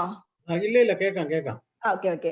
അപ്പൊ അതില് നമ്മൾ സെലക്ട് ചെയ്യുമ്പോൾ ക്ഷീരബലയുടെ ഒരു ഔട്ട്പുട്ട് ഒരു പേഷ്യന്റിനകത്ത് കിട്ടിയതാണ്. ഈ ഓവുലേഷൻ കഴിഞ്ഞിട്ട് സിവിയർ പെയിൻ ആണ് പേഷ്യന്റിന്. അപ്പൊ ആദ്യം ഒരു അസിഡിറ്റി ഒക്കെ ആവും വിചാരിച്ച് ഹിംഗോജാതി അല്ലെങ്കിൽ ദാനന്തരം ഗുളിക ഈ രീതിയിലൊക്കെ പോയി നോക്കി. അവസാനം ആ പേഷ്യന്റ് പറഞ്ഞതാണ്, ആ ഒരു ക്ഷീരബലയുടെ ഡ്രോപ്സ് കഴിക്കുമ്പോഴേക്കും തന്നെ ആ ഒരു പെയിൻ പോയി കൂളാവുന്നത് പോലെ, വയറൊക്കെ ഒന്ന് ചൂടൊക്കെ കുറഞ്ഞ് കൂളാവുന്ന പോലെ ഫീൽ ചെയ്തിട്ടുണ്ട്. ആ സൈക്കിൾ ആ ഒരു പേഷ്യന്റിൽ ഇതുപോലെ റിപ്പീറ്റ് ചെയ്ത് 2-3 സൈക്കിൾസ് കഴിഞ്ഞപ്പോഴേക്കും തന്നെ അവരുടെ കൺസെപ്ഷന് കൂടി അത് ഹെൽപ്പ് ചെയ്യണ്ടായി. അപ്പൊ ഈ രീതിയിലുള്ള മെഡിസിൻസ്, ക്ഷീരബല, അതുപോലെ ഗുളിച്ചാതി പാനകമായിട്ട്, ഗുളിച്ചാതി കഷായ ചൂർണ്ണമായിട്ട് വെള്ളം തിളപ്പിച്ച ഒരു പിത്തശമനമായിട്ടുള്ളതും എന്താ പറയാ യൂട്രൈൻ നറിഷ്മെന്റ് ആയിട്ടുള്ള ഒരു സാധനമാണ് ഇൻഫെർട്ടിലിറ്റിയിൽ ആഫ്റ്റർ ഓവുലേഷൻ ടൈമിൽ നമ്മൾ കൊടുക്കുന്നത്. നെക്സ്റ്റ്, ഇനി ഒരു ലീൻ PCOS കേസിൽ സാധാരണ രീതിയിൽ അല്ലെ, അതുല്യ ദൂഷ്യ ദേശം എന്ന് പറയുന്ന പോലെ തന്നെ ഒരു കഫപിത്തത്തോട് കൂടിയ ആളോടാണെങ്കിൽ നമുക്ക് കുറച്ചും കൂടി എളുപ്പമാണ് അല്ലെ, കൂടുതൽ ഒബീസ് ആയിട്ടുള്ള പേഷ്യൻസിനോട് ട്രീറ്റ്മെന്റ് പ്രോട്ടോകോൾ ചെയ്യാനും അവരോട് എക്സസൈസ് എല്ലാം കുറച്ചുകൂടി എളുപ്പമാണ്. പക്ഷേ ലീൻ PCOSൽ എന്താ സംഭവിക്കുന്നതെന്ന് വെച്ചാൽ, ഈ ഒരു മെഡിസിൻസ് കൊടുക്കുന്ന ഇപ്പൊ ഭരണാദി പോലെയുള്ളതോ കുറച്ചുകൂടി തീക്ഷ്ണമായിട്ടുള്ള മെഡിസിൻസ് സെലക്ട് ചെയ്യാൻ വളരെ ബുദ്ധിമുട്ടാണ്. അപ്പൊ അതിൽ നമുക്ക് കുറച്ചുകൂടി ചെയ്യേണ്ട ഒരു അപ്രോച്ച് എന്ന് പറയുന്നത് മേധ്യമായിട്ടുള്ള ഈ കല്യാണഘൃതം, അതുപോലെ ബ്രഹ്മീഘൃതമൊക്കെ പോലെയുള്ള മെഡിസിൻസിന്റെ റോളാണ് അതിനകത്തുള്ളത്. ദെൻ മണ്ഡൂകബർണിക്കും ഈ ഒരു ലീൻ PCOSൽ ആക്ഷൻ കാണാറുണ്ട്. ഘൃതങ്ങൾ നേരത്തെ പറഞ്ഞ പോലെ ഡാഡിമാതി ഘൃതം, അതുപോലെ കല്യാണഘൃതം ഒക്കെ സെലക്ട് ചെയ്യാം. നെക്സ്റ്റ്, ഇതുപോലെ ഈ ഒരു കേസിനകത്ത് അത് കൃത്യമായിട്ട് കാണുന്നുണ്ടെങ്കിൽ അത് നോക്കിക്കോളൂ. 4 millimeter എൻഡോമെട്രിയൽ തിക്നെസ് ആണ് ഈ ഒരു കേസിനകത്ത് കാണിച്ചിരുന്നത്. No ovulation. ലീൻ പേഷ്യന്റ് എന്ന് വെച്ച് കഴിഞ്ഞാൽ ആ പേഷ്യന്റ് ഏകദേശം വെയിറ്റ് ഞാൻ ഓർക്കുന്നുണ്ട് 33-34 കിലോ ഉള്ള ഒരു ലേഡി ആയിരുന്നു. അവർക്ക് PCOS ആയിട്ട്, ബൈലാറ്ററൽ PCOS ആയിട്ടാണ് അവർ പ്രസന്റ് ചെയ്തത്. അപ്പൊ അവരെ സംബന്ധിച്ചിടത്തോളം ആദ്യം അഷ്ടചൂർണം കൊടുത്ത് അഗ്നിദീപനം വരുത്തി നെക്സ്റ്റ് സ്റ്റേജിലേക്ക് അവർക്ക് കൊടുത്തത് കല്യാണക കഷായവും ഡാഡിമാതി ഘൃതമായിരുന്നു. ഈ രീതിയിൽ മെഡിസിൻസ് കഴിച്ച് നെക്സ്റ്റ് റിപ്പോർട്ട് അവരുടെ അത് പ്രീവിയസ് റിപ്പോർട്ടാണ്. അത് കഴിഞ്ഞ് മെഡിസിൻസ് കഴിച്ചതിന് ശേഷം കാണുന്ന റിപ്പോർട്ടിനകത്ത് നെക്സ്റ്റ് സ്ലൈഡ്. ഏകദേശം 8 മില്ലിമീറ്ററോളം, ഈ ഒരു 2 മില്ലിമീറ്ററിന് 4 ആയി അത് 8 മില്ലിമീറ്ററോളം എൻഡോമെട്രിയൽ തിക്നെസ് ഉണ്ടാവുകയും അവരുടെ ഓവുലേഷൻ നടക്കുകയും ചെയ്യുണ്ടായി. അപ്പൊ ലീൻ PCOS ഏകദേശം ഈ ഒരു അപ്രോച്ചാണ് വേണ്ടത്. നെക്സ്റ്റ്, അതൊരു PCOS primary infertility with lean PCOD തന്നെയായിരുന്നു. ഇതും 23 years, married since 4 years, delayed cycles and dysmenorrhoea. അവരുടെ ഒരു പ്രസന്റേഷൻസ് എന്ന് പറയുന്നത് സൈക്കിൾസ് ഡിലേഡ് ആണ്, ഡിസ്പനോറിയ കൂടി ഉണ്ടായിരുന്നു. Then treatment history, ovulation induction ഒരു 1 year ആയിട്ട് ഇപ്പൊ സൈഫിൻ കൊടുക്കുന്നു. ഇപ്പൊ മോഡേണിൽ എന്താ ചെയ്യുന്നത്, സാധാരണ സൈഫിൻ കൊടുക്കും. ആദ്യത്തെ 5 days സൈഫിൻ കൊടുത്ത് ഓവുലേഷൻ ഉണ്ടോ എന്നുള്ളതൊന്ന് അസസ് ചെയ്യും. അത് കഴിഞ്ഞ് ഡിഫാസ്റ്റോൺ കൊടുക്കും, പ്രൊജസ്ട്രോൺ കൊടുത്തിട്ട് അതിനെ സപ്പോർട്ട് ചെയ്ത് നിർത്തും. പക്ഷെ അങ്ങനെയുള്ള കണ്ടിന്യൂസ് ആയിട്ട് 1 year അവർ ഈ ഒരു ഓവുലേഷൻ ഇൻഡക്ഷൻ ആണ് ചെയ്തുകൊണ്ടിരുന്നത്. നെക്സ്റ്റ്, ഇതിൽ അവർക്ക് ട്രീറ്റ്മെന്റ് ചെയ്തത് ഡയഗ്നോസിസ് നഷ്ടാർത്ഥവ, വാദവൃദ്ധി ആൻഡ് പിത്തക്ഷയ. ഫസ്റ്റ് സൈക്കിൾ കൊടുത്ത മെഡിസിൻസ് സപ്തസാര കഷായം, തിലം വെച്ച് കഴിക്കാൻ വേണ്ടിയിട്ട്. സപ്തസാരം കഷായം ഉണ്ടെങ്കിലും കൂടെ തിലം കൂടെ കൊടുത്തിട്ടുണ്ടായിരുന്നു. ശതപുഷ്പ ചൂർണ്ണ, സുകുമാര ഘൃതം ചേർത്തിട്ടും കുമാരിയാസവും. നെക്സ്റ്റ്, ദെൻ അതൊരു 1 month മെഡിസിൻസ് കൊടുത്ത് ഏകദേശം പീരീഡ്സിനെ നെക്സ്റ്റ് പീരീഡ്സ് റെഗുലറായി വന്നതിന് ശേഷം ശോധന ചികിത്സയിലേക്ക് കടക്കേണ്ടായത്. ലീൻ ആയതുകൊണ്ട് വൈശ്വാനര ചക്രം മാത്രം കൊടുത്ത് രൂക്ഷണം വരുത്തി. ഇവിടെ സ്നേഹപാനത്തിന് സുകുമാര ഘൃതാണ് സെലക്ട് ചെയ്തത്, കാരണം ലീൻ പേഷ്യന്റ് ആണ്. പക്ഷെ എങ്കിൽ പോലും അവർക്ക് ഡിസ്മനോറിയ ഒരു വളരെ ഇമ്പോർട്ടന്റ് ഫീച്ചർ ആയിട്ട് പറയുന്നുണ്ടായിരുന്നു. ഒരു വാതാനുലോമനം കൂടി വേണം അവിടെ എന്നുള്ളത് കൊണ്ട് സുകുമാര ഘൃത സെലക്ട് ചെയ്തു. ദെൻ നെക്സ്റ്റ് പ്രൊസീജിയേഴ്സ് ആയിട്ട് അഭ്യംഗം, വസ്തി, ഉത്തരവസ്തി ചെയ്തതും മഹാനാരായണ തൈലം വെച്ച്. ദെൻ ലാസ്റ്റ് സൈക്കിളിൽ രാജയാപനം കൂടെ ചെയ്യണ്ടായി. ഈവൻ ഈ ഒരു ട്രീറ്റ്മെന്റ് ലെവലിൽ അപ്രോച്ച് ചെയ്ത് ആ ഒരു കേസിൽ പേഷ്യന്റ് കൺസീവ് ചെയ്യണ്ടായി. നെക്സ്റ്റ്, PCOS വിത്ത്, ഞാൻ ഒരു ഡിഫറെന്റ് പ്രസന്റേഷൻസിനെ കാണിക്കാൻ വേണ്ടിയിട്ടുള്ള കുറച്ച് കേസുകൾ ഇടുന്നു മാത്രം. PCOD വിത്ത് മോഡറേറ്റ് പ്രസന്റേഷൻ. അവരുടെ LCB 13 years ആണ്. സെക്കൻഡറി ഇൻഫെർട്ടിലിറ്റി, അതായത് ഒരു കുഞ്ഞുണ്ട്, 13 വയസ്സുള്ള ഒരു കുട്ടിയാണ്. Secondary infertility presentation. അവരുടെ മേജർ ക്ലിനിക്കൽ പ്രസന്റേഷൻ എന്ന് പറയുന്നത് ക്രോണിക് കോൺസ്റ്റിപ്പേഷൻ ആൻഡ് LBE, അതായത് ഭയങ്കര നടുവേദനയുണ്ട്, ഒപ്പം 5 or 6 ദിവസം കഴിഞ്ഞാലാണ് അവർക്ക് പിന്നെ മോഷൻ പോയിട്ടുണ്ടായിരുന്നത്. അപ്പൊ ആ ഒരു കേസിൽ ഒലിഗോമെനോറിയ, ദെൻ USGയിൽ PCOD ആണ്, നഷ്ടാർത്ഥവ വിത്ത് വാദ കൂടി നിൽക്കുന്ന കണ്ടീഷൻസും പിത്തം വളരെ കുറവായിരുന്നു. നെക്സ്റ്റ്, ഇവിടെ എല്ലാം തന്നെ കാരണം ആ ഒരു കോൺസ്റ്റിപ്പേഷനെയും അതുപോലെ ബാക്ക് പെയിനെയും റിലീവ് ചെയ്യാനുള്ള രീതിയിലാണ് ട്രീറ്റ്മെന്റ് ഫുൾ ഡിസൈൻ ചെയ്തത്. ആദ്യം തന്നെ സത്യത്തിൽ അവർക്ക് ചെയ്ത ഈ 2 കംപ്ലൈന്റിനെയും മാറ്റാൻ വേണ്ടി ഒരു രൂക്ഷവസ്തി, വൈതരണവസ്ഥയും ഒപ്പം പൊടിക്കിഴിയാണ് ആദ്യത്തെ 3 ദിവസം അവർക്ക് ചെയ്തത്. അത് കഴിഞ്ഞപ്പോഴേക്കും തന്നെ കുറച്ചൊരു ബാക്ക് പെയിനും കുറഞ്ഞു, അവരുടെ കോൺസ്റ്റിപ്പേഷനും കുറെ ആശ്വാസമായി. അത് കഴിഞ്ഞ് ഇന്റേണൽ മെഡിസിൻസ്, ഗന്ധർവസ്ഥാതി കഷായം, അഭയാരിഷ്ടം, ദെൻ ഫസ്റ്റ് സൈക്കിളില് കഴിഞ്ഞിട്ട് വിചാരണ സ്നേഹപാനമായിട്ട് ഡാഡിമാതികൃതം ആണ് ഇന്റേണലി കൊടുത്തത്. ദെൻ വൈതരണവസ്ഥയുടെ സെലക്ട് ചെയ്യാൻ കാരണം അവരുടെ ഒരു ബാക്ക് പെയിനും കോൺസ്റ്റിപ്പേഷനും കൂടെ കൺസിഡർ ചെയ്തുകൊണ്ട് തന്നെയാണ്. സെക്കൻഡറി ഇൻഫെർട്ടിലിറ്റി മിക്കവാറും എന്താ സംഭവിക്കാറെന്ന് വെച്ചാൽ പ്രൈമറി ഇൻഫെർട്ടിലിറ്റി ആണെങ്കിൽ നമുക്ക് വിചാരണ സ്നേഹപാനം അച്ഛ സ്നേഹപാനത്തിനൊക്കെ കിട്ടാറുണ്ട്. പക്ഷെ സെക്കൻഡറി ആകുമ്പോൾ മിക്കവാറും ഒരു കുട്ടിയുണ്ട്, അപ്പൊ അവർക്ക് ഹോസ്പിറ്റലിൽ അന്നുള്ള സ്റ്റേ ഒക്കെ ഒന്ന് ബുദ്ധിമുട്ടായതുകൊണ്ട് തന്നെ വിചാരണയായിട്ടാണ് അവർക്ക് സ്നേഹപാനം ചെയ്ത്. ദെൻ വൈതരണവസ്ഥ ചെയ്തു. ഉത്തരവസ്ഥി ദാനന്തരം മെഴുകുഭാഗം വെച്ച് എല്ലാം തന്നെ ഒരു വാതാനുലോമനമായിട്ടുള്ള ഒരു ട്രീറ്റ്മെന്റ്. പ്രത്യേകിച്ച് അവരുടെ main presentation chronic constipation and കടീഗ്രഹം എന്നുള്ളത് മാത്രമായിരുന്നു. അതിനെ ഫോക്കസ് ചെയ്തുകൊണ്ടാണ് അവർക്ക് ട്രീറ്റ്മെന്റ് ചെയ്തത്. പക്ഷെ ബ്ലീഡിങ് ഏകദേശം നോർമൽ സൈക്കിൾസിലാണ് വന്നുകൊണ്ടിരുന്നത്. ദെൻ ഇന്റേണലി മെഡിസിൻസ് കൊടുത്തു, ത്രായന്ത്യാദി കഷായം, കുമാരിയാസം ഒക്കെ ആയിരുന്നു. നെക്സ്റ്റ്, അപ്പൊ പറഞ്ഞതൊന്ന് ലീൻ പേഷ്യൻസിൽ എന്താ നമ്മൾ ചെയ്യേണ്ടത് എന്ന് പറഞ്ഞു. ദെൻ മോഡറേറ്റ് ഉള്ള ഒരു കേസ്, ഇതൊരു case PCOS associated with SLE, systemic lupus erythematosus. ഇതിനകത്ത് പ്രത്യേകിച്ച് കാര്യമായിട്ട് പറയാനില്ല, ഒരു പൈത്തിക പ്രഡോമിനൻസ് ആയിട്ടുള്ള ഒരു കേസ് ആയിരുന്നു ഇതെന്ന് മാത്രം.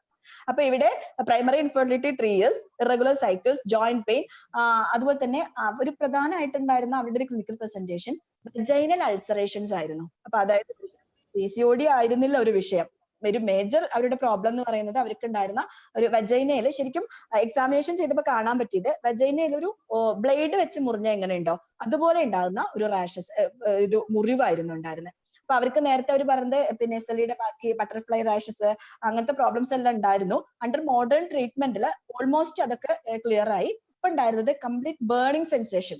അവരുടെ ഭാഷയിൽ പറഞ്ഞാല് മുളക് അരച്ച് തേച്ചാൽ എങ്ങനെ ഉണ്ടായിരുന്നോ അതുപോലെ ഉണ്ടായിരുന്ന ഒരു burning sensation, then vaginal ulceration. അപ്പൊ ഞാൻ പറഞ്ഞത് ഇപ്പൊ PCOS ആണെങ്കിലും എപ്പോഴും നമ്മളൊരു കപവാത പ്രഡോമിനൻസ് തന്നെ എടുക്കരുത്.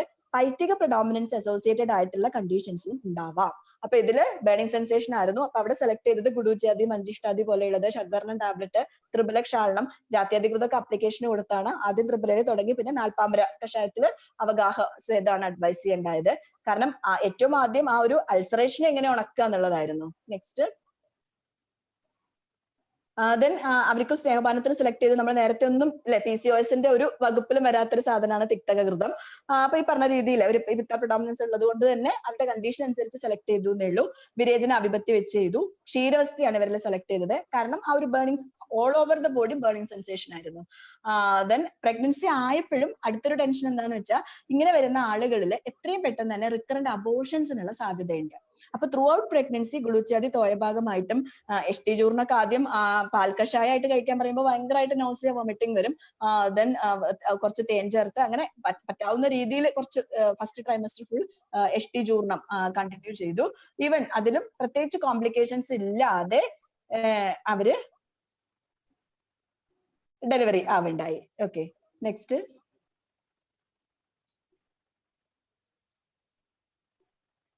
PCOS associated with hypothyroidism. ഇത് വേറൊരു ഡിഫറെന്റ് പ്രസന്റേഷൻ. അതിനകത്ത് മാരീഡ് സിൻ 6 years ആയിട്ടുള്ള ഒരു ലേഡി, TSH എലവേറ്റഡ് ആയിരുന്നു. ഇൻക്രീസ്ഡ് അവരിലും തന്നെ ഉണ്ടായിരുന്ന ലീൻ PCO ആണ്, പ്ലസ് ഇൻക്രീസ്ഡ് ബോഡി ഹീറ്റ്. അപ്പൊ ഇതിലും സെലക്ട് ചെയ്തത് മരണാധികൃതവും തിക്തകൃതം കൂടിയുള്ള ഒരു കോമ്പിനേഷൻ ആണ്. ഒപ്പം അത് മീൻസ് സ്നേഹപാനത്തിന് മുമ്പായിട്ട് രൂക്ഷണത്തിന്റെ ഒരു ടൈമില് തക്രധാര കൂടി അവർക്ക് പ്രൊമോട്ട് ചെയ്തു. അപ്പൊ ഈ സാധാരണ രീതിയിൽ ഇപ്പൊ ഡയബറ്റിസ് ഉള്ള PCOS associated with diabetes means diabetes mellitus, hypothyroidism ഇങ്ങനെ വരുന്ന കേസുകളിൽ ഈ ഒരു രൂക്ഷണ സമയത്ത് നമുക്ക് ചെയ്യാൻ പറ്റുന്ന ഒരു സാധനമാണ് തക്രധാര കൂടി. അപ്പം തക്രപാനത്തോടൊപ്പം തന്നെ തക്രധാര കൂടി ഇവരിൽ കുറച്ചുകൂടി എഫക്റ്റീവ് ആയിട്ട് കാണാറുണ്ട്. ദെൻ ഇന്റേണലി ത്രായന്ത്യാദി, കാഞ്ചനാര ഗുഗുലു ഇങ്ങനെയുള്ള മെഡിസിൻസ് കൊടുക്കുകയാണ് അവരിൽ ഉണ്ടായത്. നെക്സ്റ്റ് ഇതൊരു കേസ് ഇൻഫെർട്ടിലിറ്റി കേസ് അല്ല, അമിനോറിയ 1 year ആയിട്ട് അമിനോറിയ ഉള്ള ഒരു 19 years ആയിട്ടുള്ള ഒരു പെൺകുട്ടി, വളരെ ലീൻ പേഷ്യന്റ് ആണ്. ആ കുട്ടിയുടെ LMP എന്ന് പറയുന്നത് 1 year ബാക്ക്, 1 വർഷമായിട്ട് ആ കുട്ടിക്ക് പീരീഡ്സ് ഉണ്ടായിരുന്നില്ല. അപ്പൊ ഫസ്റ്റ് അതിന് അഷ്ടചൂർണം, സപ്തസാരമൊക്കെ കൊടുത്ത് അഗ്നിദീപനം വരുത്തിയിട്ട് ഇത്രയും ഒരു ക്രോണിസിറ്റി ഉള്ളത് കൊണ്ട് സുകുമാരഘൃതം സ്നേഹപാനമായിട്ട് തന്നെ ചെയ്ത് സ്വേദനവും ഉത്ക്ലേഷനവും ചെയ്ത് വമനം ചെയ്യിക്കുകയാണ് ഉണ്ടായത്. പക്ഷെ ഈ വമനം ചെയ്തതിന്റെ 2ാമത്തെ ദിവസം തന്നെ, സെക്കൻഡ് ഡേ ഓഫ് സംസർജനം തുടങ്ങിയതിന്റെ സെക്കൻഡ് ഡേ തന്നെ ആ കുട്ടിക്ക് പീരീഡ്സ് ആയി. അത് കഴിഞ്ഞ് ഞാൻ നേരത്തെ പറഞ്ഞ പ്രോട്ടോകോളിൽ അത് കൊണ്ടുപോയി. അപ്പൊ ആ കുട്ടി കല്യാണം കഴിഞ്ഞ് അതിനെ ഒരു കൺസീവ് ചെയ്ത് ഇപ്പൊ ഡെലിവറി അടുത്തിരിക്കും. അപ്പൊ പറഞ്ഞു വരുന്നത് ഈ ഒരു ടൈം ഗ്രൂപ്പിലാണെങ്കിലും എത്രത്തോളം ക്രോണിസിറ്റി ഉണ്ടോ അതിനനുസരിച്ചിട്ട് നമുക്ക് ശോധന ചികിത്സ ചെയ്യേണ്ടി വരും. Next infertility associated with diabetes and PCOS. ഇതൊരു കേസ് ഏജ് 26 years ഉള്ള ഒരു lady, obese patient, married since 8 years and amenorrhoea since 8 months. 8 മാസമായിട്ട് പീരീഡ്സ് ഇല്ല, 8 വർഷമായിട്ട് ഒരു കല്യാണം കഴിഞ്ഞതാണ്. ഇവരില് ഉണ്ടായിരുന്ന ഒരു പ്രത്യേകത, ഇൻസുലിൻ എടുത്തുകൊണ്ടിരിക്കുകയായിരുന്നു. ഓൺ ഡയബറ്റിസ് മെലിറ്റസ് ഇൻസുലിൻ എടുത്തുകൊണ്ടിരിക്കുന്ന ഒരു ലേഡി ആയിരുന്നു. അപ്പൊ ഫസ്റ്റ് സ്റ്റെപ്പിൽ തന്നെ മെഡിസിൻസ് കൊടുത്തത് ചിരുവില്ലാതി കഷായം, വൈശ്വാനര ചൂർണം ഒക്കെ കൊടുത്ത് അഗ്നിദീപനം വരുത്തി. നെക്സ്റ്റ് അവരിൽ തുടക്കം തന്നെ ഒരു പീരീഡിന് വെയിറ്റ് ചെയ്യാൻ നിന്നില്ല, അതിന് മുമ്പ് തന്നെ അഗ്നിദീപനം വരുത്തി ശോധന ചികിത്സ. കാരണം 8 മാസമായിട്ടുള്ള നേരത്തെ പറഞ്ഞുള്ള ഇൻഡ്യൂസ്ഡ് സൈക്കിൾസ് ആവുമ്പോൾ വളരെ റെസ്പോണ്ട് ചെയ്യാൻ വളരെ പ്രയാസമാണ്. അപ്പൊ ആ ഒരു ഗ്രൂപ്പില് ശോധന ചികിത്സയിലേക്ക് പോകാനുണ്ടായത്. അതിലൊരു സ്ലൈഡ് വിട്ടിട്ടുണ്ട്. ഇവരിൽ ചെയ്തത് ഡയബറ്റിസ് കൂടി ആയതുകൊണ്ട് ഫസ്റ്റ് രൂക്ഷണം ചെയ്തു. രൂക്ഷണത്തിന്റെ സമയത്ത് തക്രധാര കൂടി ചെയ്തു. തക്രധാര ചെയ്ത് നെക്സ്റ്റ് സ്നേഹപാനത്തിന് സർഷപതൈലം സെലക്ട് ചെയ്യാനുള്ള കാരണം ഈ പേഷ്യന്റിന്റെ ഡയബറ്റിസും കൂടി കൊണ്ട് തന്നെയായിരുന്നു. അതിന് സർഷപതൈലം വെച്ച് സ്നേഹപാനം ചെയ്തു. അത് കഴിഞ്ഞ് വമനം ചെയ്തു. ഈ കേസിലും വമനം ചെയ്തതിന്റെ അതേ ദിവസം തന്നെ, ഇപ്പൊ രാവിലെ വമനം ചെയ്തു, അന്ന് രാത്രി ആയപ്പോഴത്തേക്കും ഫസ്റ്റ് പീരീഡ്സ് കിട്ടി. അതുകൊണ്ടാണ് ഈ വമനത്തിനോട് ഇത്ര, കാരണം പല കേസുകളിലും ഈ വമനം ചെയ്യുന്ന ക്രോണിക് അമിനോറിയ ഉള്ള കേസുകളിൽ വമനം ചെയ്ത് കഴിഞ്ഞാൽ 1-2 ദിവസത്തിനുള്ളിൽ പല കേസുകളിലും പീരീഡ്സ് ആവാറുണ്ട്. ദെൻ ലേഖനവസ്ഥി, സ്നേഹവസ്ഥയിൽ നേരത്തെ പറഞ്ഞ പോലെ പിപ്പല്യാദി അനിവാസന തൈലം ചേർത്താണ് സ്നേഹവസ്ഥ ചെയ്തത്. ആ ഒരു 4 മാസത്തെ ട്രീറ്റ്മെന്റ് കൊണ്ട് IP ട്രീറ്റ്മെന്റ്സ് ആയിട്ട് 1 or 2 months എടുത്തു. അതെച്ചാൽ ഇൻ ബിറ്റ്വീൻ, അതായത് ആദ്യത്തെ രൂക്ഷണത്തിനുള്ളതും സ്നേഹപാനം വമനം വരെ. അത് കഴിഞ്ഞ് പിന്നെ ചെയ്യേണ്ടത് ഒരു ഗ്യാപ്പ് ഇട്ടതിന് ശേഷം അവർക്ക് ഒന്ന് വിരേചനം ചെയ്യാനുള്ള ഒരു ഇത് കൊടുക്കാം. അത് കഴിഞ്ഞിട്ട് വസ്തി ചെയ്താൽ മതി. അപ്പോൾ ആ ട്രീറ്റ്മെന്റ് കഴിഞ്ഞപ്പോഴേക്കും ഡയബറ്റിസ് എന്ത് ചെയ്തു എന്ന് വെച്ചാൽ നോർമൽ ഒരു ലെവലിലേക്ക് എത്തി. ഇന്റേണൽ മെഡിസിൻസ് കഴിച്ചുകൊണ്ടിരുന്നു. പക്ഷെ പ്രഗ്നൻസി ആയ ഉടനെ എഗെയിൻ അവർക്ക് ജസ്റ്റേഷണൽ ഡയബറ്റീസ് ആയി. ദെൻ കുറെ കോംപ്ലിക്കേഷൻസ് ഒക്കെ ആയി, ഇൻസുലിൻ എടുക്കേണ്ടി വന്നു വീണ്ടും. അങ്ങനെ ആയിട്ട് എങ്കിലും ഡെലിവറി കഴിഞ്ഞു. പക്ഷെ വേറൊരു കാര്യം എന്താന്ന് വെച്ചാൽ മാരീഡ് സിൻസ് 8 years ആയിട്ടുള്ള ഒരു ലേഡി ആയിരുന്നു. ഇത്രയും ക്രോണിക് പ്രോബ്ലംസ് എല്ലാം ഉണ്ടായിരുന്നു. ഈ ഒരു ട്രീറ്റ്മെന്റ് ശോധന ചികിത്സയുടെ ഒരു എഫക്റ്റ് കൊണ്ടാണോ എന്നറിയില്ല, കുഞ്ഞിന് ഒരു 1.25 വയസ്സായപ്പോഴത്തേക്കും വീണ്ടും നെക്സ്റ്റ് കൺസീവ് ചെയ്യാണ് ഉണ്ടായത്. പക്ഷെ ഈ 1.25 വയസ്സായപ്പോ പിന്നെ വേറെ നിവൃത്തിയൊന്നുമില്ല. ഇവൻ ഇപ്പൊ 2 ബേബീസ് ആയി എന്നുള്ളത് മാത്രം. നെക്സ്റ്റ്, ഇതൊരു case primary infertility, married since 11 years. അവരുടെ ഏജ് 32 years, വെയിറ്റ് 95 kg ആണ് അവരുടെ weight. Then AMH level 9.5, endometrial thickness 7.5. അവർ വന്നപ്പോഴ് LMP 4 months ബാക്ക് ആയിരുന്നു. ദെൻ 6 വർഷമായിട്ട് ഈ ഒരു കേസിൽ ഇൻഡ്യൂസ്ഡ് സൈക്കിൾസ് മാത്രമായിരുന്നു. അതായത് ടാബ്ലറ്റ്സ് എടുക്കുന്നു, വിഡ്രോവൽ ബ്ലീഡിംഗ് ഉണ്ടാവുന്നു, വീണ്ടും ടാബ്ലറ്റ്സ് എടുക്കുന്നു, വിഡ്രോവൽ ബ്ലീഡിംഗ് ഉണ്ടാവുന്നു. അത് ചിലപ്പോൾ ഒരു 3 മാസം കഴിഞ്ഞ് ടാബ്ലറ്റ് എടുക്കും, ചിലപ്പോൾ ഒരു 4 മാസം കഴിഞ്ഞ് ടാബ്ലറ്റ് എടുക്കും. ഇങ്ങനെയുള്ള ഒരു പാറ്റേൺ ആയിരുന്നു. ഒപ്പം അവരുടെ പ്രിസ്ക്രിപ്ഷനിനകത്ത് വേറെ കണ്ടിരുന്നത് ഇതില് എക്സാമിനേഷനിൽ വജൈനൽ ഡിസ്ചാർജ് ഉണ്ടായിരുന്നു, ഇച്ചിങ് നേച്ചറായിട്ട്, ഇന്ത്യയിലെ ഒരു സർവീസൈറ്റിസ് പോലെ അപ്പിയറൻസ് ഉണ്ടായിരുന്നു. ദെൻ ചിരുവില്ലാതി കഷായം, വൈശ്വാനര ചൂർണം, നിർഗുണ്ഡ്യാദി കഷായത്തിൽ ത്രിബല ഗുഗുലു, അന്നഭേദി സിന്ദൂരം, ഈ ഒരു മെഡിസിൻസ് ആണ് ഒരു ഫസ്റ്റ് 1 month അവർക്ക് കൊടുത്തത്. നെക്സ്റ്റ്, ഉദ്വർത്തനം, നേരത്തെ പറഞ്ഞ അതേ പാറ്റേൺ തന്നെയാണ് പോയത്. ഉദ്വർത്തനം, തക്രപാനം, ദെൻ സ്നേഹപാനം വിത്ത് സർഷപതൈലം ആൻഡ് വാമനം. നെക്സ്റ്റ്, അവര് അത് കഴിഞ്ഞ് ട്രീറ്റ്മെന്റ് കഴിഞ്ഞ് അവര് മെൻസ്ട്രേഷൻ ആയി. ദെൻ സപ്തസാര ചിരുവില്ലാതെ, അത് ഒരേ ടൈമിലെല്ലാം മാറിക്കൊടുത്തതായിരുന്നു, ലേഖനവസ്ഥി ആൻഡ് ഉത്തരവസ്ഥി. ആഫ്റ്റർ 3 months ഓഫ് ഈ ഒരു IP പ്രൊസീജിയേഴ്സ്, 3 months കണ്ടിന്യൂസ് അല്ല, ഈ ഒരു ട്രീറ്റ്മെന്റ് കഴിഞ്ഞ് പിന്നെ ഒരു ഗ്യാപ്പ് ഇടുന്നു, നെക്സ്റ്റ് പീരീഡ്സ് ആയതിനു ശേഷം വസ്തി ചെയ്യുന്നു. അങ്ങനെ ഒരു 3 മാസം കഴിഞ്ഞപ്പോഴത്തേക്കും 10 kg വെയിറ്റ് അവർ റെഡ്യൂസ് ചെയ്തു. നെക്സ്റ്റ്, അപ്പൊ അവരുടെ ഒരു വെയിറ്റും LMPയുടെ ഒരു പാറ്റേൺ, ട്രീറ്റ്മെന്റിന് വന്ന സമയത്ത് 10/6/2018 ആയിരുന്നു അവരുടെ LMP, 95 kg. Then 3 months treatment കൊണ്ട് 85 kg ആയി. പക്ഷെ ട്രീറ്റ്മെന്റ് മാത്രമല്ല, അവർ കറക്റ്റ് ആയിട്ട് ഞാൻ നേരത്തെ പറഞ്ഞ പോലെ ഫുഡ്, ലൈഫ് സ്റ്റൈല്, ബാക്കി എല്ലാ കാര്യങ്ങളും വളരെ കറക്റ്റ് ആയിട്ട് ഫോളോ ചെയ്യുന്നുണ്ടായിരുന്നു. ദെൻ ഗ്രാജുവൽ ആയിട്ട് 85, 83, 81, 78, 75 ആയപ്പോഴത്തേക്ക് ഒരു സ്കൂൾ ടീച്ചറാണ്. 75 ഒക്കെ ആയപ്പോഴത്തേക്ക് അവർ പറയാൻ തുടങ്ങി, അയ്യോ സ്കൂളിലൊക്കെ പോയാൽ ഭയങ്കര ക്ഷീണമാണ് ഡോക്ടറെ, ഞാൻ എന്തെങ്കിലും കൂടിയൊക്കെ കുറച്ചുകൂടി കഴിച്ചോട്ടെ. അപ്പൊ നമ്മൾ പറയുന്നതിനേക്കാൾ കൂടുതലായിട്ട് അവർ പട്ടിണി കിടക്കുന്നുണ്ടായിരുന്നു. അപ്പൊ അതൊന്ന് മാറ്റി അവർ അത്യാവശ്യം കുറച്ചുകൂടി കഴിച്ചോളാൻ പറഞ്ഞു. അങ്ങനെ 77 kg എത്തി. ലാസ്റ്റ് പീരീഡ് ഡേറ്റ് ഇങ്ങനെ വന്ന് ലാസ്റ്റ് 22/6/2019 അതായിരുന്നു അവരുടെ LMP. ആ ഒരു സൈക്കിളിൽ തന്നെ അവർ കൺസീവ് ചെയ്തു. നെക്സ്റ്റ്, അവരുടെ before treatment and after treatment ഉള്ള സ്കാൻ റിപ്പോർട്ട് ആണത്. ബിഫോർ ട്രീറ്റ്മെന്റില് PCOS pattern, fatty liver changes, ഇങ്ങനെയൊക്കെയാണ്. ദെൻ ഈ 22nd and 6th LMPയിൽ എടുത്ത ഒരു സ്കാൻ റിപ്പോർട്ടാണ് വിത്ത് ഡോമിനന്റ് ഫോളിക്കിൾ ഈ ഒരു സൈക്കിളിൽ ഉണ്ടായി. എനിക്ക് തോന്നുന്നു അവർക്ക് ആദ്യമായിട്ട് കിട്ടിയ ഡോമിനന്റ് ഫോളിക്കിൾ ആണോ എന്ന് എനിക്ക് സംശയമുണ്ട്. Conceived on 22/6/2019. Next, then conceive ചെയ്ത് കഴിഞ്ഞതിന് ശേഷം ഭയങ്കര കോംപ്ലിക്കേഷൻസ് ആയിരുന്നു.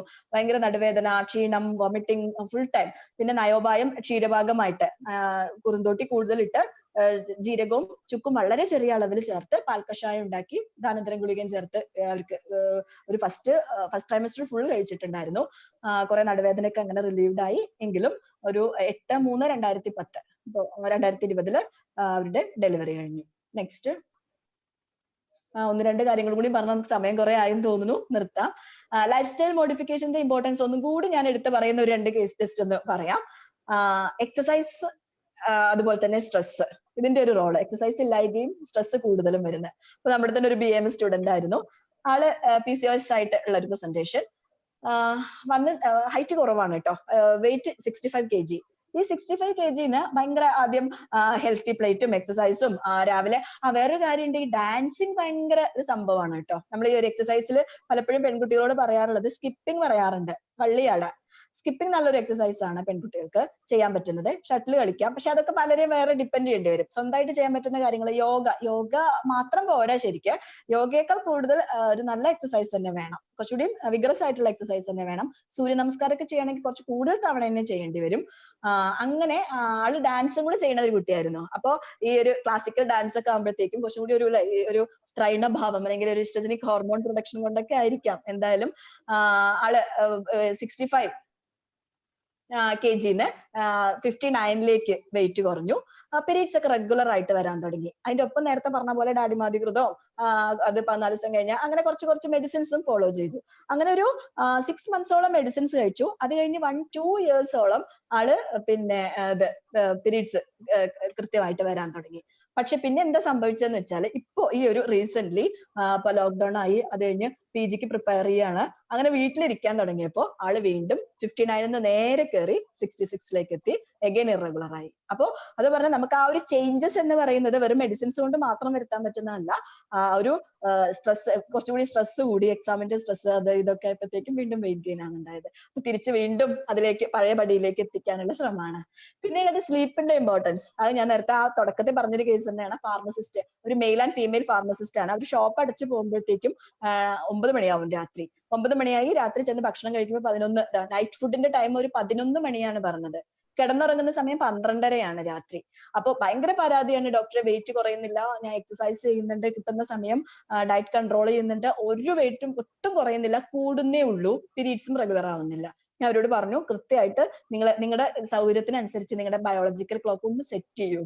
ഈ രാത്രി 12:30 കിടക്കുന്ന ഒന്ന് മാറ്റി ഫുഡ് ഇത്രയും കൂടി ഒന്ന് നേരത്തെ കഴിച്ച് പതുക്കെ അവരുടെ കാര്യങ്ങൾ കുറച്ചും കൂടി വ്യത്യാസപ്പെട്ടു തുടങ്ങി. അപ്പോൾ ഇതിന്റെ ഒരു ഇമ്പോർട്ടൻസ് ഇന്നത്തെ ഒരു ഇതിൽ വളരെ പ്രാധാന്യമുള്ളതാണ്. നെക്സ്റ്റ് ഓരോരെണ്ണം കൂടെ പറഞ്ഞ് ഞാൻ നിർത്താം. Next slide. ഇതൊരു കേസ്, 19 years ആയിട്ടുള്ള ഒരു കുട്ടിയാണ്, പ്രസന്റഡ് വിത്ത് 78 kg. അപ്പോ ഈ 19 വയസ്സാണെങ്കിലും ആക്ച്വലി മാരീഡ് സിൻസ് 2 years ട്ടോ. അതൊരു ഇപ്പോഴത്തെ കാലത്ത് വളരെ കോമൺ ആയിട്ട് കാണുന്ന ഒന്നല്ല. എങ്കിലും അങ്ങനെയുള്ള ഒരു കുട്ടി 2 വർഷമായിട്ട് കല്യാണം കഴിച്ചിട്ട് 19 വയസ്സായിട്ടുണ്ട്. അവരുടെ ഡേറ്റ് ഓഫ് LMP എന്ന് പറയുന്നത് OP വരുമ്പോ 11/4/2019. അപ്പൊ വരണാതി അവരുടെ സ്കാൻ റിപ്പോർട്ടാണ് കാണുന്നത്. ബൈലാറ്ററൽ PCOD വിത്ത് ഫാറ്റി ലിവർ ചേഞ്ചസ്. 19 വയസ്സേ ആയിട്ടുള്ളൂ, wait 78 kilo. Then വരണാതി കഷായ, Kanchanara guggulu, അഭയാരിഷ്ട, ഷഡ്ധർണ ഇതൊക്കെ കൊടുത്ത് പതുക്കെ ട്രീറ്റ്മെന്റ് തുടങ്ങി. നെക്സ്റ്റ്, അവരിലും എന്തായാലും ഇത്രയും ഒരു ക്രോണിസിറ്റി ഉള്ളത് കൊണ്ട് തന്നെ ഒരു രൂക്ഷണ ട്രീറ്റ്മെന്റിന് ഇമ്പോർട്ടൻസ് കൊടുത്തു. ഫസ്റ്റ് രൂക്ഷണം ചെയ്തതിന് ശേഷം സുകുമാരകൃതം വിപ്പല്യാദി അനുവാസന തൈലാണ് അവരിൽ സെലക്ട് ചെയ്തത്. കുറച്ചൊരു കോൺസ്റ്റിപ്പേഷൻ കൂടി അവർ പറയുന്നുണ്ടായിരുന്നു. സ്നേഹപാനം ചെയ്ത് വമനം ചെയ്തു. നെക്സ്റ്റ് സൈക്കിൾസ് ഏകദേശം 16/6/2010, previous slide 2019, then 30/7, 11/10, then 1/12, 1/12/10. In between എന്ത് സംഭവിച്ചു എന്ന് വെച്ചാൽ ആൾക്ക് ഹെവി ബ്ലീഡിങ് വന്നു. ഇപ്പൊ ഈ ഒരു PCOD വേറൊരു പ്രസന്റേഷൻ ആണ്. ബ്ലീഡിങ് വന്നു കഴിഞ്ഞാൽ നിൽക്കൂല, അല്ലേ, അതിന് മെഡിസിൻ കൊടുക്കണം, വരാനും കൊടുക്കണം മെഡിസിൻ, നിൽക്കാനും കൊടുക്കണം മെഡിസിൻ. അപ്പൊ അങ്ങനെ ഒരു കണ്ടീഷൻ അതിന്റെ ഇടയ്ക്കായി. ആ ഒരു സമയത്ത് ത്രായന്ത്യാദി കഷായം, കാഞ്ചനാര ഗുഗുലു, ആക്ച്വലി ലിവ് 52 കൂടെ അതിനകത്ത്, കാരണം ഒരു ലിവർ അതും കൂടെ കൺസിഡർ ചെയ്തുകൊണ്ടുള്ള കുറച്ച് ട്രീറ്റ്മെന്റും കൂടിയാണ് അവർ കൊടുത്തിരുന്നത്. എന്തായാലും ആ ഒരു 1/12/2019 ആയിരുന്നു അവരുടെ LMP. ഈ 2 days ബാക്ക്, അതായത് 6-ാം തീയതി 2.9 കിലോ ഉള്ള ഒരു ബേബി അവർക്കുണ്ടായി. അപ്പോ ഈ ഒരു കേസിലും ഇത്, അതായത് ഒരു ഒബീസ് പാറ്റേണിലാണ് കൂടുതലും നമ്മൾ കണ്ടുവരുന്നത്. പക്ഷെ ആ ഒരു രീതിയിൽ മാത്രമല്ല ഇത് നമ്മൾ കൺസിഡർ ചെയ്യേണ്ടത്. നെക്സ്റ്റ്. എന്തായാലും എനിക്ക് തോന്നുന്നു കുറെ ടൈം ആയി ഞാൻ തുടങ്ങിയിട്ടെന്ന്. ഈ ഒരു ടോപ്പിക് PCOSനെ കുറിച്ച് പറഞ്ഞാല് പെട്ടെന്ന് കൺക്ലൂഡ് ചെയ്യാൻ വലിയ പ്രയാസമാണ്. കാരണം അത്രയും കൂടുതൽ ഡേ ടു ഡേ OP നമ്മൾ കണ്ടുവരുന്ന ഒരു സാധനമാണ്. എങ്കിലും നമുക്ക് അതിലേക്ക് ഒരു കൺക്ലൂഡ് ചെയ്യാൻ പറ്റുന്നതെന്ന് വെച്ചാൽ Ayurvedic management is effective in gynaecological disorders. പക്ഷേ even if it is PCOS ആണെങ്കിൽ ഇന്ന അല്ലെ ഫീവർ പാരസെറ്റമോൾ അല്ലെങ്കിൽ PCOS മെറ്റ്ഫോമിൻ എന്ന് പറയുന്ന രീതിയിൽ നമുക്ക് തീർച്ചയായിട്ടും പറയാൻ പറ്റില്ല. അത് ഏത് ഡിസീസിലും പറയാൻ പറ്റില്ല, എസ്പെഷ്യലി PCOS. കാരണം ഒരു ദിവസം തന്നെ നമ്മുടെ അടുത്ത് 10 പേഷ്യൻസ് വിത്ത് PCOS സ്കാൻ റിപ്പോർട്ടുമായിട്ട് വരികയാണെങ്കിൽ 10 പ്രസന്റേഷൻ ആയിരിക്കും. ചിലത് ഹെവി ബ്ലീഡിങ്, ചിലത് ലീൻ പേഷ്യൻസ്, ചിലത് മൾട്ടിപാരസ്, അഡോളസൻ, ഇൻഫെർട്ടിലിറ്റി, എന്ത് കാര്യങ്ങൾ നമുക്ക് നോക്കുകയാണെങ്കിലും പല പ്രസന്റേഷൻസ് ആയിരിക്കും. ഒപ്പം according to the patients condition, പ്രകൃതി, ദോഷ, അഗ്നി plays an important role. Then the judicious blend of Ayurveda medicine, Panchakarma therapy could do miracles in the field of Stree Roga, especially in the case of this PCOS and infertility also. അപ്പോ ഈ PCOSന്റെ ഈ ഒരു month അല്ലെ, September മാസം PCOS awareness month കൂടിയാണ്. അപ്പോൾ നമ്മുടെ ക്ലിനിക്കിൽ വരുന്നവരോടും സ്കൂൾ ഹെൽത്ത് പ്രോഗ്രാംസിലും പബ്ലിക്സിനോടും നമ്മൾ പറഞ്ഞ് നമ്മുടെ ഇമ്പോർട്ടൻസ് ഓഫ് ദിനചര്യ, ഋതുമതിചര്യ തീർച്ചയായിട്ടും പറഞ്ഞു കൊടുക്കേണ്ട ഒരു സാധനമാണ്. അതിലൂടെ തന്നെ നമുക്ക് ഇതിന്റെ കാര്യത്തിൽ അവെയർ ചെയ്യാൻ പറ്റും. അപ്പോ എന്തായാലും കുറച്ചധികം സമയം ഞാൻ എടുത്തോ എന്ന് എനിക്കറിയില്ല. താങ്ക്സ്.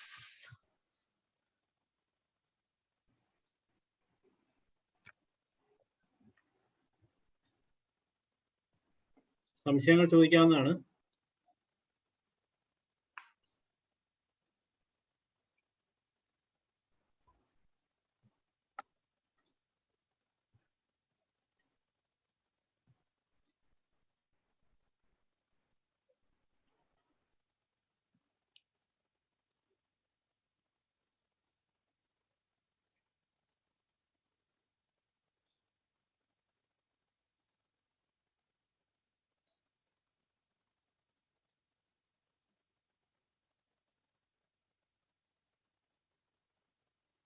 ഡൗട്ട് ഒന്നുമില്ല എന്ന് തോന്നുന്നു.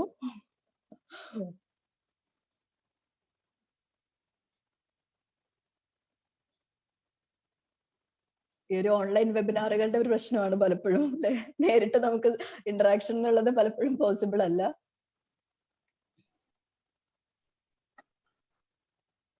ഡോക്ടറെ ചോദിച്ചോളൂ.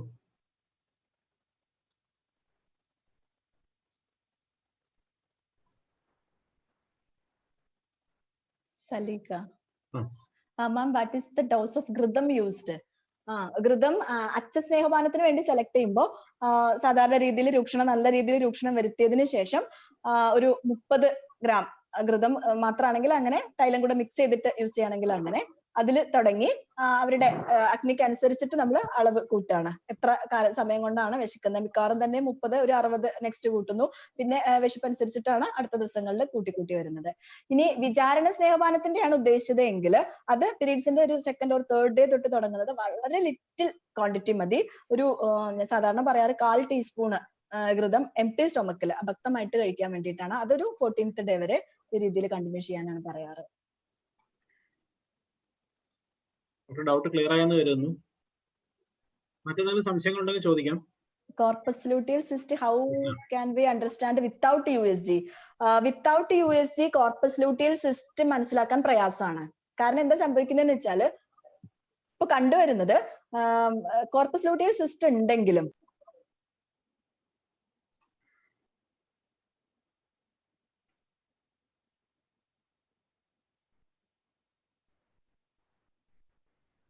അസ്മ മ്യൂട്ട് ആയിരിക്കാണ്.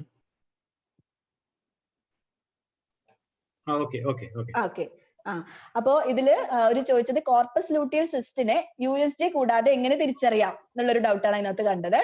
അപ്പൊ അതില് സ്കാൻ ചെയ്യാതെ അല്ലെങ്കിൽ USG ചെയ്യാതെ കോർപ്പസ് ലൂട്ടിയൽ സിസ്റ്റിനെ ഡിഫറൻഷിയേറ്റ് ചെയ്യാൻ പ്രയാസമാണ്. കാരണം അങ്ങനെയുള്ള ആളുകളിലാണെങ്കിലും റെഗുലർ സൈക്കിൾസ് വരുന്നുണ്ട്, അവിടെ എൻഡോമെട്രിയം ഫോം ചെയ്യുന്നുണ്ട്. ഒരു എന്താ പറയാ, ഒരു ഹാർമണി ഉള്ളത് കൊണ്ടായിരിക്കാം, പക്ഷെ എൻഡോമെട്രിയം ഫോം ചെയ്യുന്നത് കൊണ്ട് അവരിൽ കൃത്യമായിട്ട് പീരീഡ്സ് വരുന്നുണ്ട് പല കേസുകളിലും. അപ്പൊ അതുകൊണ്ട് കോർപ്പസ് ലൂട്ടിയൽ സിസ്റ്റ് ഫോം ചെയ്യുന്നത് USG ഇല്ലാതെ നമുക്ക് ഡിഫറൻഷിയേറ്റ് ചെയ്യാൻ പ്രയാസമായിട്ടാണ് തോന്നിയിട്ടുള്ളത്. ചോദ്യം നമ്മുടെ ലൈവിൽ ചോദിച്ചിരിക്കുന്നത് ഡോക്ടർ സ്മിത മേരി ഷൈൻ ചോദിച്ചിരിക്കുന്നതാണ്. What are the different ways to give shatahva? Different ways, okay. ശതാഹ്വ മോരില് ചേർത്ത് കൊടുക്കാറുണ്ട്, പിന്നെ ശർക്കരയും നല്ലെണ്ണയും ചേർത്ത് കൊടുക്കാറുണ്ട്. അതേപോലെ തന്നെ ഘൃതങ്ങൾ ചേർത്തിട്ട് സുകുമാരഘൃതം ഒക്കെ ചേർത്തും ശതാഹ്വ കൊടുക്കാറുണ്ട്.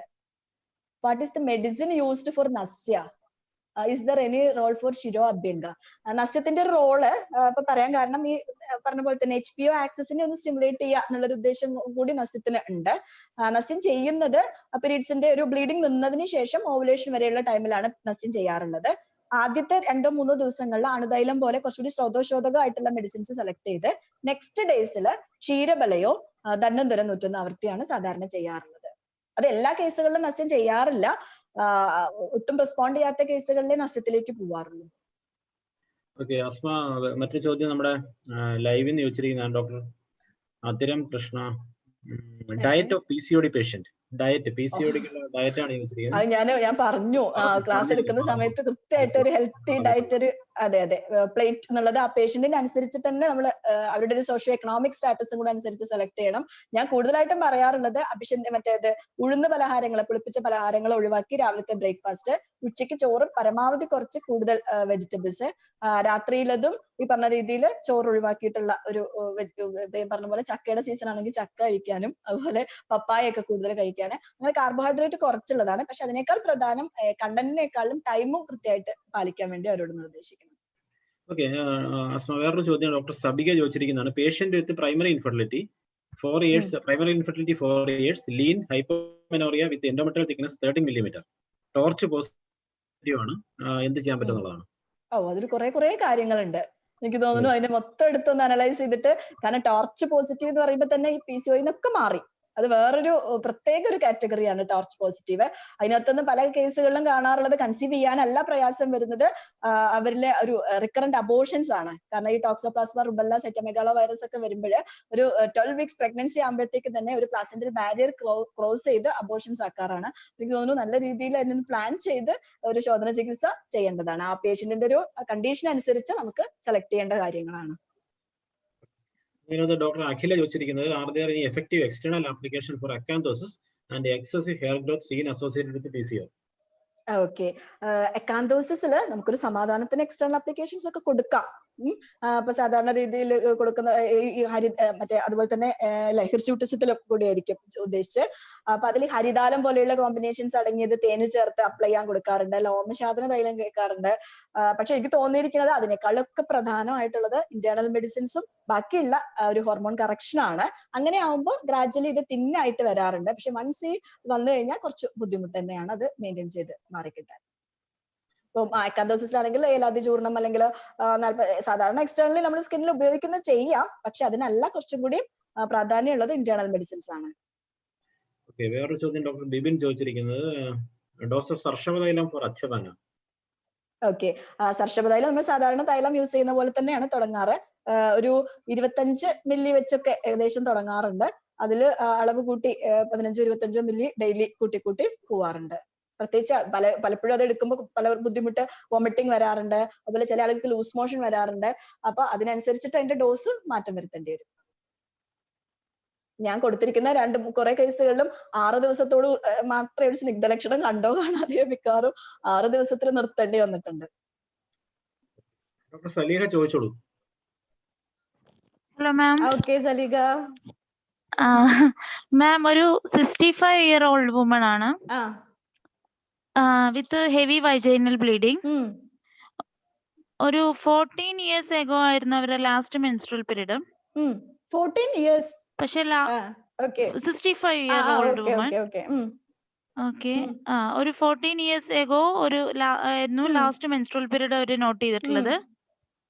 പക്ഷെ ഇപ്പോ ഒരു ലാസ്റ്റ് 2 months ആയിട്ട് ഒരു പീരീഡ്സ് പോലെ തന്നെ ഒരു ബ്ലീഡിങ്, ഒക്കേഷണലി ഒരു ബ്ലീഡിങ് വരുന്നുണ്ട്. ഒരു വേറെ എന്തിനോ ടെസ്റ്റിന് വേണ്ടി ഒരു 2 years ago ഒരു പാപ്സ്മിയർ ടെസ്റ്റ് ഒക്കെ എടുത്തിരുന്നു. അതൊക്കെ അബ്നോർമൽ ആണ്. ഒരു പ്രത്യേകിച്ച് വേറെ ഒക്കെ നോർമൽ ആണ്, വേറെ പ്രശ്നങ്ങളൊന്നുമില്ല.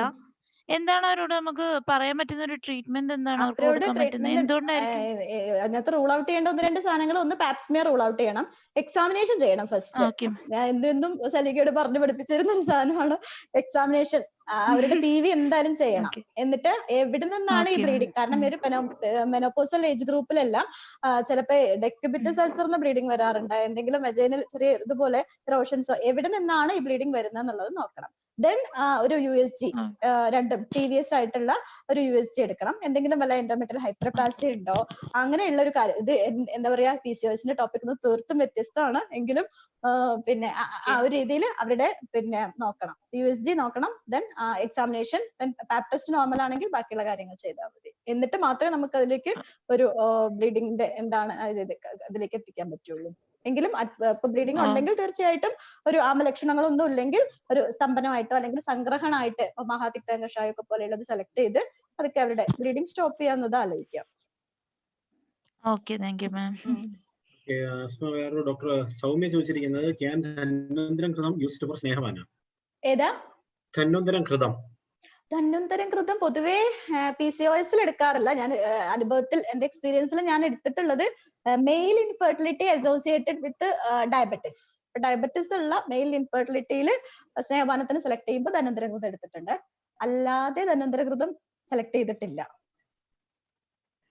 പിന്നെ ഒരു ഡോക്ടർ സജിത ചോദിച്ചിരിക്കുന്നത്, റോൾ ഓഫ് പിജു in lower abdomen with suitable oils, is it effective to manage PCOD? Lower abdominal പിജു ചെയ്തതുകൊണ്ട് കാര്യമുണ്ടോ എന്ന് ഒരു വാതാനുലോമനം എന്നുള്ള രീതിയിൽ കിട്ടാം. പക്ഷെ എങ്കിലും ഒരു വെജൈനൽ പിജുവിനാണ് കുറച്ചും കൂടി പ്രാധാന്യമുള്ളത്. വജനൽ പിജു വയ്ക്കുമ്പോൾ പ്രത്യേകം ശ്രദ്ധിക്കേണ്ടത് ഡിസ്ചാർജസ് ഇൻഫെക്ഷൻസോ ഇല്ലാന്ന് ഉറപ്പിക്കണം. അതിനുശേഷം വേണം പിജു വെക്കാൻ. പിജു വെക്കണമെങ്കിലും പീരീഡ്സിന്റെ ഒരു ബ്ലീഡിംഗ് നിന്നതിന് ശേഷം ഒരു ഓവുലേറ്ററി ടൈം വരെയുള്ള ടൈമാണ് ഏറ്റവും ബെസ്റ്റ് ടൈം. ഡോക്ടർ കവിത ചോദിച്ചിരിക്കുന്നത് തിലക്വാദ പ്രിപ്പറേഷൻ ഒന്ന് പറയാമോ? ഓക്കെ. തിലക്വാദം സാധാരണ രീതിയിൽ ഒരു എന്താ പറയുക ഡെയിലി വെച്ച് കഴിക്കാവുന്ന രീതിയിലാണ് ഉണ്ടാക്കാൻ പറയാറ്. 30 ഗ്രാമോളം തില എടുത്തിട്ട് അത് ജസ്റ്റ് ക്രഷ് ചെയ്തെടുക്കുക. മിക്സിയിൽ ഒന്ന് ചതച്ചെടുത്തിട്ട് ഒരു സാധാരണ ഒരു 4 ഗ്ലാസ് വെള്ളത്തിൽ നന്നായിട്ട് തിളപ്പിച്ച് 1 ഗ്ലാസ് ആക്കി വറ്റിച്ച് 1/2 ഗ്ലാസ് രാവിലെ 1/2 ഗ്ലാസ് വൈകുന്നേരം എന്നുള്ള രീതിയിലാണ് പ്രാക്ടിക്കലി പറഞ്ഞു കൊടുക്കാറ്. അതിനകത്ത് തന്നെ പിന്നെ ചെയ്യാറുള്ളത് ത്രികട് പൊടിപ്പിച്ച് വെക്കാൻ പറയാറുണ്ട്. ചുക്ക്, കുരുമുളക്, തിപ്പലി പറ്റുമെങ്കിൽ ചുക്ക് കുരുമുളക് മിക്കവാറും കോമൺ ആയിട്ട് ചെയ്യാറുണ്ട്. തിപ്പലി കൂടെ കിട്ടുകയാണെങ്കിൽ 3 കൂടെ ചേർത്ത് പൊടിപ്പിച്ച് വെക്കാൻ പറയും.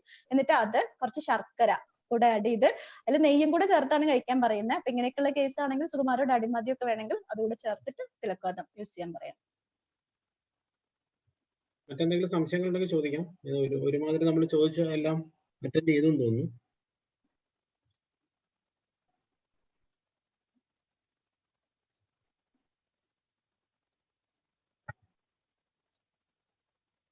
ഓക്കെ അസ്മ, ഏകദേശം സംശയങ്ങൾ അവസാനിച്ചെന്ന് കരുതുന്നു.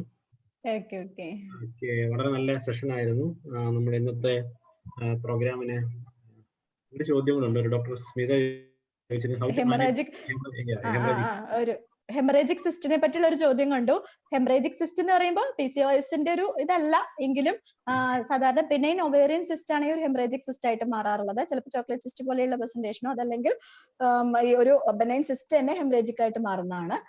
അതിൽ നമ്മൾ സാധാരണ ചെയ്യുന്നത് കുറച്ചും കൂടി ഒരു എന്താ പറയാ കഫപിത്ത ശമനം, ലേഖനം, പാകഹരം എന്നുള്ള ഒരു പ്രോപ്പർട്ടീസ് വെച്ചിട്ടുള്ള മെഡിസിൻസ് ആണ്. എസ്പെഷ്യലി ഇത് ത്രായന്ത്യാദി കഷായം, കാഞ്ചനാര ഉഗുലു, ഒരു അനുലോമനായിട്ട് ഗന്ധർവേരണ്ടത്തിൽ കല്യാണക്ഷാരം ചേർത്തിട്ട് അങ്ങനെയൊക്കെ ഉള്ളത് ഒരു 2-3 മന്ത്സിന്റെ ഉള്ളിൽ തന്നെ വലിയ സിസ്റ്റ് ആണെങ്കിൽ പോലും റെസ്പോണ്ട് ചെയ്യാറുണ്ട്. ഓക്കെ, മറ്റു ചോദ്യങ്ങളൊന്നും ഇല്ലാന്ന് കരുതുന്നു. നമ്മുടെ ഇന്നത്തെ ക്ലാസ്സിന് ഔപചാരികരുടെ പേരിൽ നന്ദി പറയാനായി നമ്മുടെ സംസ്ഥാന കമ്മിറ്റി അംഗം ഡോക്ടർ സോജിനെ ക്ഷണിക്കും. ബഹുമാനപ്പെട്ട ഡോക്ടർ കൃഷ്ണകുമാർ, നമ്മുടെ സംസ്ഥാന സെക്രട്ടറി ഡോക്ടർ സെബി, ഈ അസോസിയേഷന്റെ വെബിനാറിന്റെ സൂത്രധാരൻ ഡോക്ടർ ഷൈൻ, ഇവിടെ എത്തിയ എല്ലാ ഭാരവാഹികളെ, ഇത് കേൾക്കാനെത്തിയ എല്ലാ മെഡിക്കൽ ഓഫീസർമാരെ, മറ്റു KSUMയുടെ 27ാമത് വെബിനാർ ക്ലാസ്സിലാണ് നമ്മളിപ്പോൾ എത്തി നിൽക്കുന്നത്. അറിവുകളെ തേച്ചു മിനുക്കി പുതിയവ കൂടി ചേർത്ത് തിളക്കമാർന്ന ചികിത്സകരാക്കാനായിട്ട് ഇത് ഒരു പരിധിവരെ ഇതുവരെ നമുക്ക് ഹെൽപ്പ് ചെയ്ത് തുടങ്ങിയിട്ടുണ്ട് എന്നാണ് എൻ്റെ ഒരു വിചാരം. നമ്മുടെ മെഡിക്കൽ ഓഫീസർമാരുടെ എല്ലാ ബുദ്ധിമുട്ടുകൾക്കും സഹായം നൽകുന്ന ഒരു സംഘടനയാണ് നമ്മുടെ അസോസിയേഷൻ. എന്ത് കാര്യങ്ങളെയും അതാത് രീതിയിൽ ചെയ്ത് അവർക്ക് തീർപ്പുകൾ നൽകിക്കൊണ്ടിരിക്കുകയാണ്. ഈ ഒരു അവസരത്തിൽ നമ്മൾ CFLTCയിലെ ആയുർവേദത്തിന്റെ ചികിത്സ ഉൾപ്പെടുത്താനുള്ള ശ്രമങ്ങൾ നടന്നുകൊണ്ടിരിക്കുന്നു. അത് നമ്മുടെ പ്രവർത്തനങ്ങൾ പ്രാവർത്തികമാകാനുള്ള സാധ്യതകൾ തെളിയും എന്ന ഒരു ആശ്വാസത്തോടു കൂടിയാണ് നമ്മളിപ്പോൾ ഈ വെബിനാർ ക്ലാസ്സുകൾ എത്തി നിൽക്കുന്നത്. ശരിക്കും ഇപ്പൊ അസ്മാബി ഡോക്ടർ പറഞ്ഞ പോലെ സെപ്റ്റംബർ മാസത്തെ നമ്മൾ ഒരു PCOSന്റെ എതിരെയുള്ള ട്രീറ്റ്മെന്റ് മാസമായി ആചരിക്കുന്ന ഈ സമയത്ത് തന്നെ ഡോക്ടർ അസ്മാബിയുടെ ക്ലാസ് നമുക്ക് അസോസിയേഷനിലെ PCOSനെ സംബന്ധിക്കുന്ന ഒരു ക്ലാസ് നടത്താൻ പറ്റിയതിൽ ഞാൻ അഭിമാനം കൊള്ളുന്നു.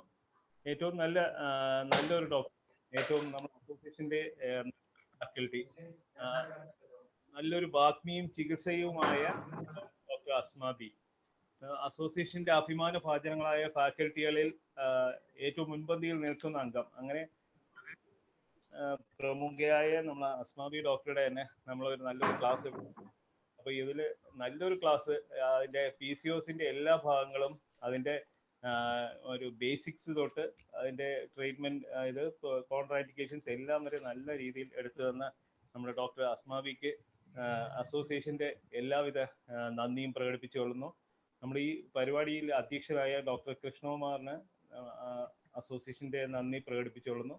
നമ്മുടെ സ്വാഗതം പറഞ്ഞ ഡോക്ടർ സെബിക്ക് അസോസിയേഷൻ നന്ദി പ്രകടിപ്പിക്കുന്നു. ഇതിന്റെ സൂത്രധാരനായ ഷൈന് അത് പ്രത്യേകം പറയാൻ ഈ 27 വെബിനാറിനെ ഇത്ര നല്ല രീതിയിൽ കൊണ്ട് നടന്ന നമ്മുടെ ഷൈനിന് പ്രത്യേക നന്ദിയും പ്രകടിപ്പിച്ചുകൊണ്ട് എത്തിയ എല്ലാ ഡോക്ടേഴ്സിനും എല്ലാ മെഡിക്കൽ ഓഫീസേഴ്സിനും KSGMയുടെ ഏറ്റവും നല്ല രീതിയിലുള്ള നന്ദിയെ പ്രകടിപ്പിച്ചുകൊള്ളുന്നു. കൂടാതെ ഇനി വരുന്ന വെബിനാറുകളിലും എല്ലാവരും പങ്കെടുത്ത് എല്ലാ ചൊവ്വാഴ്ചകളിലും കൃത്യമായി 8 മണി നമ്മൾ മാറ്റിവെച്ച് ഇതിലേക്ക് പങ്കെടുക്കണമെന്നും ഇനിയും തുടർന്നും ഇതിനെ നല്ല വൻ വിജയമാക്കി തീർത്തുകൊണ്ടിരിക്കണമെന്നും പറഞ്ഞുകൊണ്ട് നിർത്തുന്നു. നന്ദി, നമസ്കാരം.